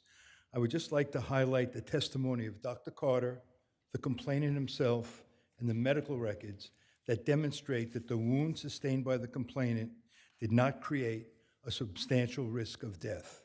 Dr. Carter only testified that complainant had a significant risk of death if he was not treated, as his bleeding could lead to a compression of his airway. Right, I thought that the doctor did testify that because of the stab wounds to the neck, that he was bleeding internally, and that if he had not been treated immediately, he would bleed out. What he said was that it could compress the airway. That's what he based his opinion on. Unlike the cases cited by the people, he did not base his opinion on the wound being proximate to the jugular vein and the carotid arteries, But he did unlike say- the other cases that the people cited. But he did say it was close to major blood vessels. He said it was close to the carotid artery and the vein. He would have suffocated. The blood would have He could have closed off. suffocated if it Right, compressed leading to the- suffocation and death. If he could have. Yes. But in fact, Carter testified that not only were the jugular vein and carotid artery not damaged, no other structures were damaged by the 1-inch wound, and the complainant did not come dangerously close to dying. He testified to that. The medical records also reveal that there was no injury to any major blood vessels or nerves, to any organ or large blood vessel. At page 2490 of the record, which I would ask you to look at, when the complaining witness was treated in the ER, although intoxicated, His ABCs, and I'll tell you what that is, that's airway, breathing, and circulation, was intact, and he was listed as stable. His GCS, which is the Glasgow Coma scale, was 15. This is the best possible score, meaning that the complainant was fully conscious, was a fully conscious individual with normal neurological function. His operative I think report. here, counsel, the issue is that the doctor said that because of the bleeding in his neck internally, had he not been treated, it would have been fatal. And it's not as in some of the cases that you cited where the person was shot in the knee or hit in the head, not penetrating the skull. No, this was an injury where the stab wound, if not treated, would have resulted in death at some point. Well, Are you saying that because it wasn't immediate that it's not sufficient? look at the operative report when he was being operated on page 2469 of the record. It states that there was no injury or active bleeding, and the bleeding of the sternocleidomastoid, oh, that's hard for me to say, but the neck muscle was well controlled. That's in the record. That's not the doctor saying it. That's in the record. Carter acknowledged that Kansas was not agitated. His heart rate was elevated, which although could be due to shock or blood loss, he acknowledged that it could also be due to intoxication. He came in with a blood level of 0.164 or drug use, and Kansas was an admitted drug user. Kansas also testified they had no lasting effects of the altercation. He did not feel pain to any degree from the wounds. He resumed his daily activities after 1 week, which included 3 days in the hospital and 2 days with his sister. His back pain was conceded by the people not to be related to the incident, and his blood pressure was normal right after the surgery. This was not a case where the complaining witness received a massive transfusion for a massive blood loss like the people cited in So we have the people's evidence in terms of the medical records, the doctor's testimony. Even your doctor on cross-examination admitted that it was close to the jugular and there was internal bleeding, I think, It had some approximation to the Okay. jugular, but so my point the is, doctor did not base his opinion on that.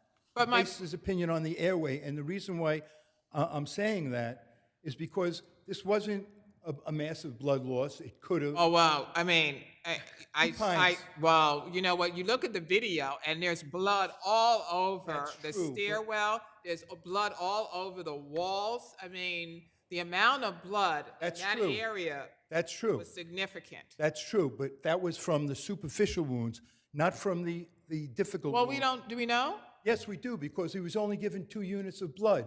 Okay. And this is just like, But my point was that this is a determination to be made by the jury.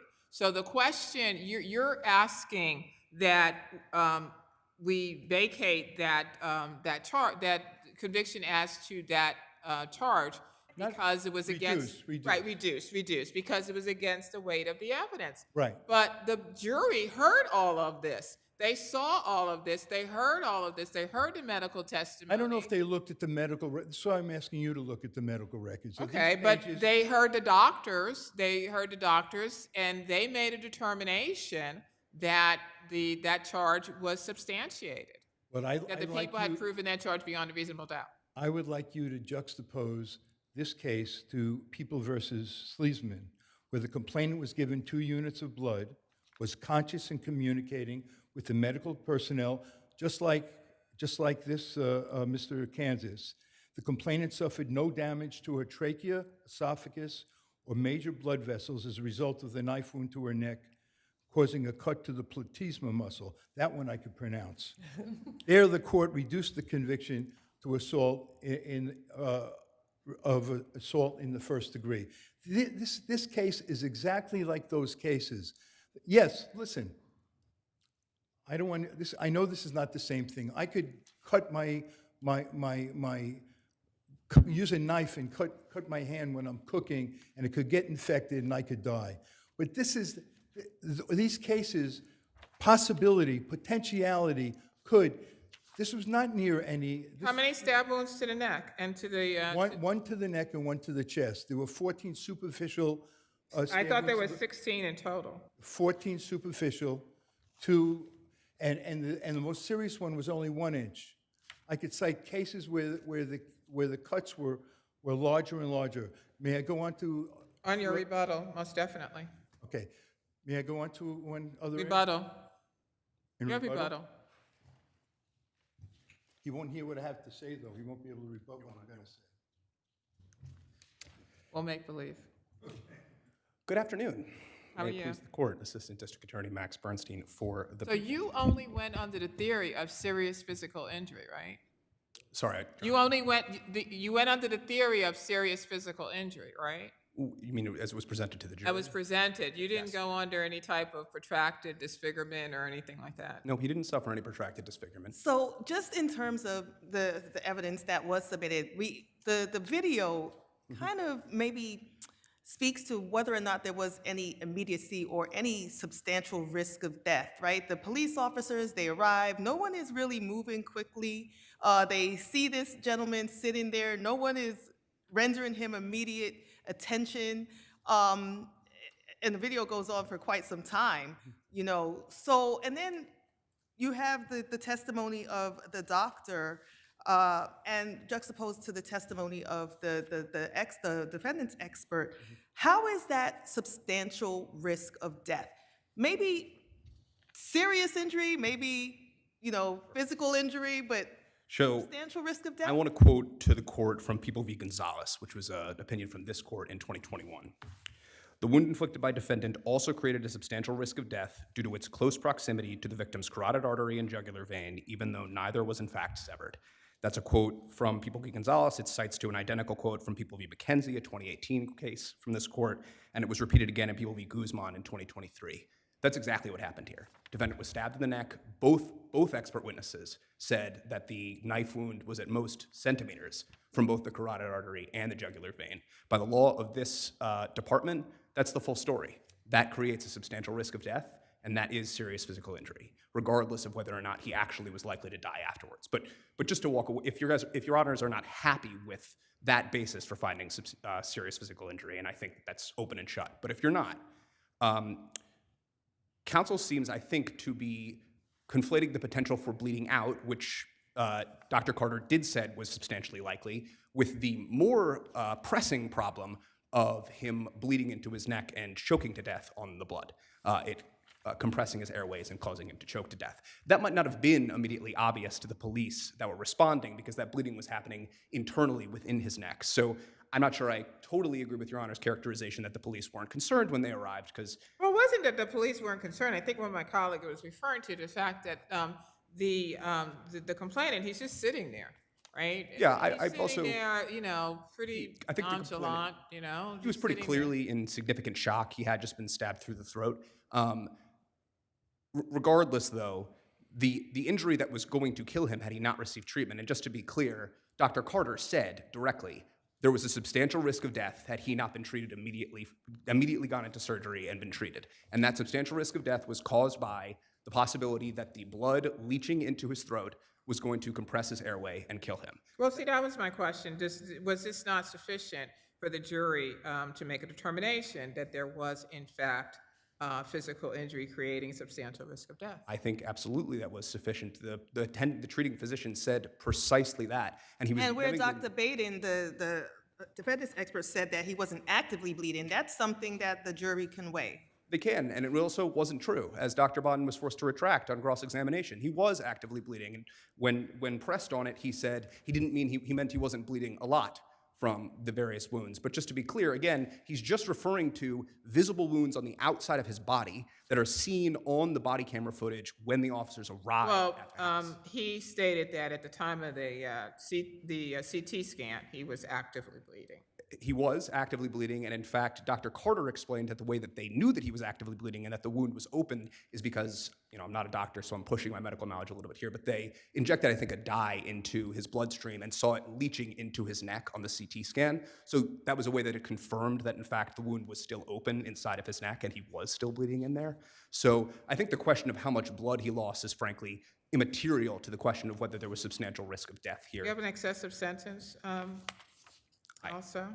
There is an excessive sentence claim, Your Honor. I with my time, I'd sooner address one of the other issues, but on the excessive sentence claim, I'll just say that I think as between a 5-year sentence at the minimum and a 25-year sentence at the maximum, 8 years was completely reasonable and appropriate for a defendant who... Okay, so you can address the grand jury proceedings or the ineffective assistance of counsel? Sure, I'll say just a bit about the grand jury proceedings, if I can. There was what I would characterize as a minor evidentiary error that happened in the grand jury proceedings, surely not the kind of willful and persistent bias that warrants vacatur of an indictment. That minor evidentiary error, I would suggest, did not really impact the outcome of the grand jury proceedings, because even had the jury heard anything about the fact that defendant said he thought, quote, that Kansas was going to shoot him, but he never saw, or that Kansas had a gun, not that Kansas was going to shoot him, but that he never actually saw any gun. There is this Court of Appeals case law is replete with cases where a defendant's mere say-so is not sufficient to warrant a charge of justification, mainly because the standard for justification is whether, part of it at least, is whether or not there is an objective basis for a defendant to fear lethal attack. And here you can't assess the objectivity of that analysis because we have nothing other than defendant's mere allegation, to use the phrase directly from Mitchell, which says precisely this, that a mere allegation by a defendant as to justification is not sufficient to warrant a justification charge. So even in the event that Your Honors find that the rest of the statement had to come out, it doesn't matter because it wouldn't have changed the ultimate charge to the jury. Defendant wasn't entitled to a justification charge at the grand jury stage. And if Your Honors have nothing further for me, I would ask you to affirm. Thank you. To respond to the McKenzie case, Gonzalez cites McKenzie, but there the expert testified that the complainant was in danger of creating a substantial risk of death because it was next to the carotid artery and the jugular vein. Here, he never said that. So that's the reason why, not just that it was there, it's not for us to determine, and the argument that this is up for the jury, I'm saying this is a matter of law, comparing the case law of physical injury, serious physical injury is a matter of law. Philip A. is the case where the Court of Appeals said, you determine this as a matter of law, even if the jury decides this. Now, the grand jury, well, that's prejudicial. You don't give the complete statement where then you would have to give justification charge. I submit to you that the grand jurors might have said, did he say to anyone else that he was in danger? The completion of that statement is that he didn't see a gun. He thought, we know that on Facebook, the fellow said, I have a gun. I bought a gun for my birthday. It's in the evidence. His mother told him that. He knew that, and he thought. But no one ever saw that gun. I think at some point in time, true. the roommate, the other gentleman who was staying there, he asked him about it, and he said, "No, I've never seen a gun." He said, "I've been in the apartment by myself sometimes, and I've never seen a gun." No one ever saw Kansas with a gun. I know, but he But thought. and the defendant himself said, in that statement, which was read to the grand jury. But I didn't see the gun. He didn't see the gun. No, but he thought he had a gun. But that wouldn't lead to And that also, look, I'm not defending what happened in this altercation. There's a tape of this, but our client said that he didn't want him to go upstairs because he's afraid he's going to get a gun. Right. So he actually thought he had a gun. I think whether he had one or not. I was going to say, I think you need a little bit more than thinking he had a gun in order to. Well, I would say the grand jury was not a minor error, because we know on the gets you have a subjective and an objective test, and they would at least have to charge that. And if there was an error, you can still reverse because even after a conviction after trial, the case law is there. Now, regarding Detective Williams, the people in the summation were absolutely talking about recent fabrication. Absolutely. I could quote it to you, all the statements that she made. The prosecutor clearly inferred that Tracy fabricated his testimony. The prosecutor's summation was contrary to what she argued during the trial. So she argued, during a summation, she argued that during the trial testimony, Tracy shifted his narrative about the events of August 2014. That's at 1950. Tracy's testimony about Kansas and a gun suddenly changed and was shifting. That's at 1960. Tracy never told the detectives that Kansas was on top of him, but did so during his trial testimony. That's at 1992, when in fact Appellant did state that in the interview with Detective Williams. That's our Exhibit K for identification. Tracy's testimony about the Wi-Fi cutoff was not truthful. That's what she said that at 1980. Tracy was not being truthful and told a very different story about what happened when Kansas came home the night of the 14th. Tracy changed his story because his first story didn't work, and he comes in and tells you a This different is the prosecution's summation. summation. So this goes against her argument that she was just using it for impeachment. She was using it to show that he's changing his story at trial, and it's a recent fabrication. For this, they should have let in Detective Williams' statement, and having failed to do that was error. That statement was material, relevant, and helpful, and also, on the Chambers versus Mississippi, he's allowed to put in a defense. Thank you. Thank you all. And thank you. Take care.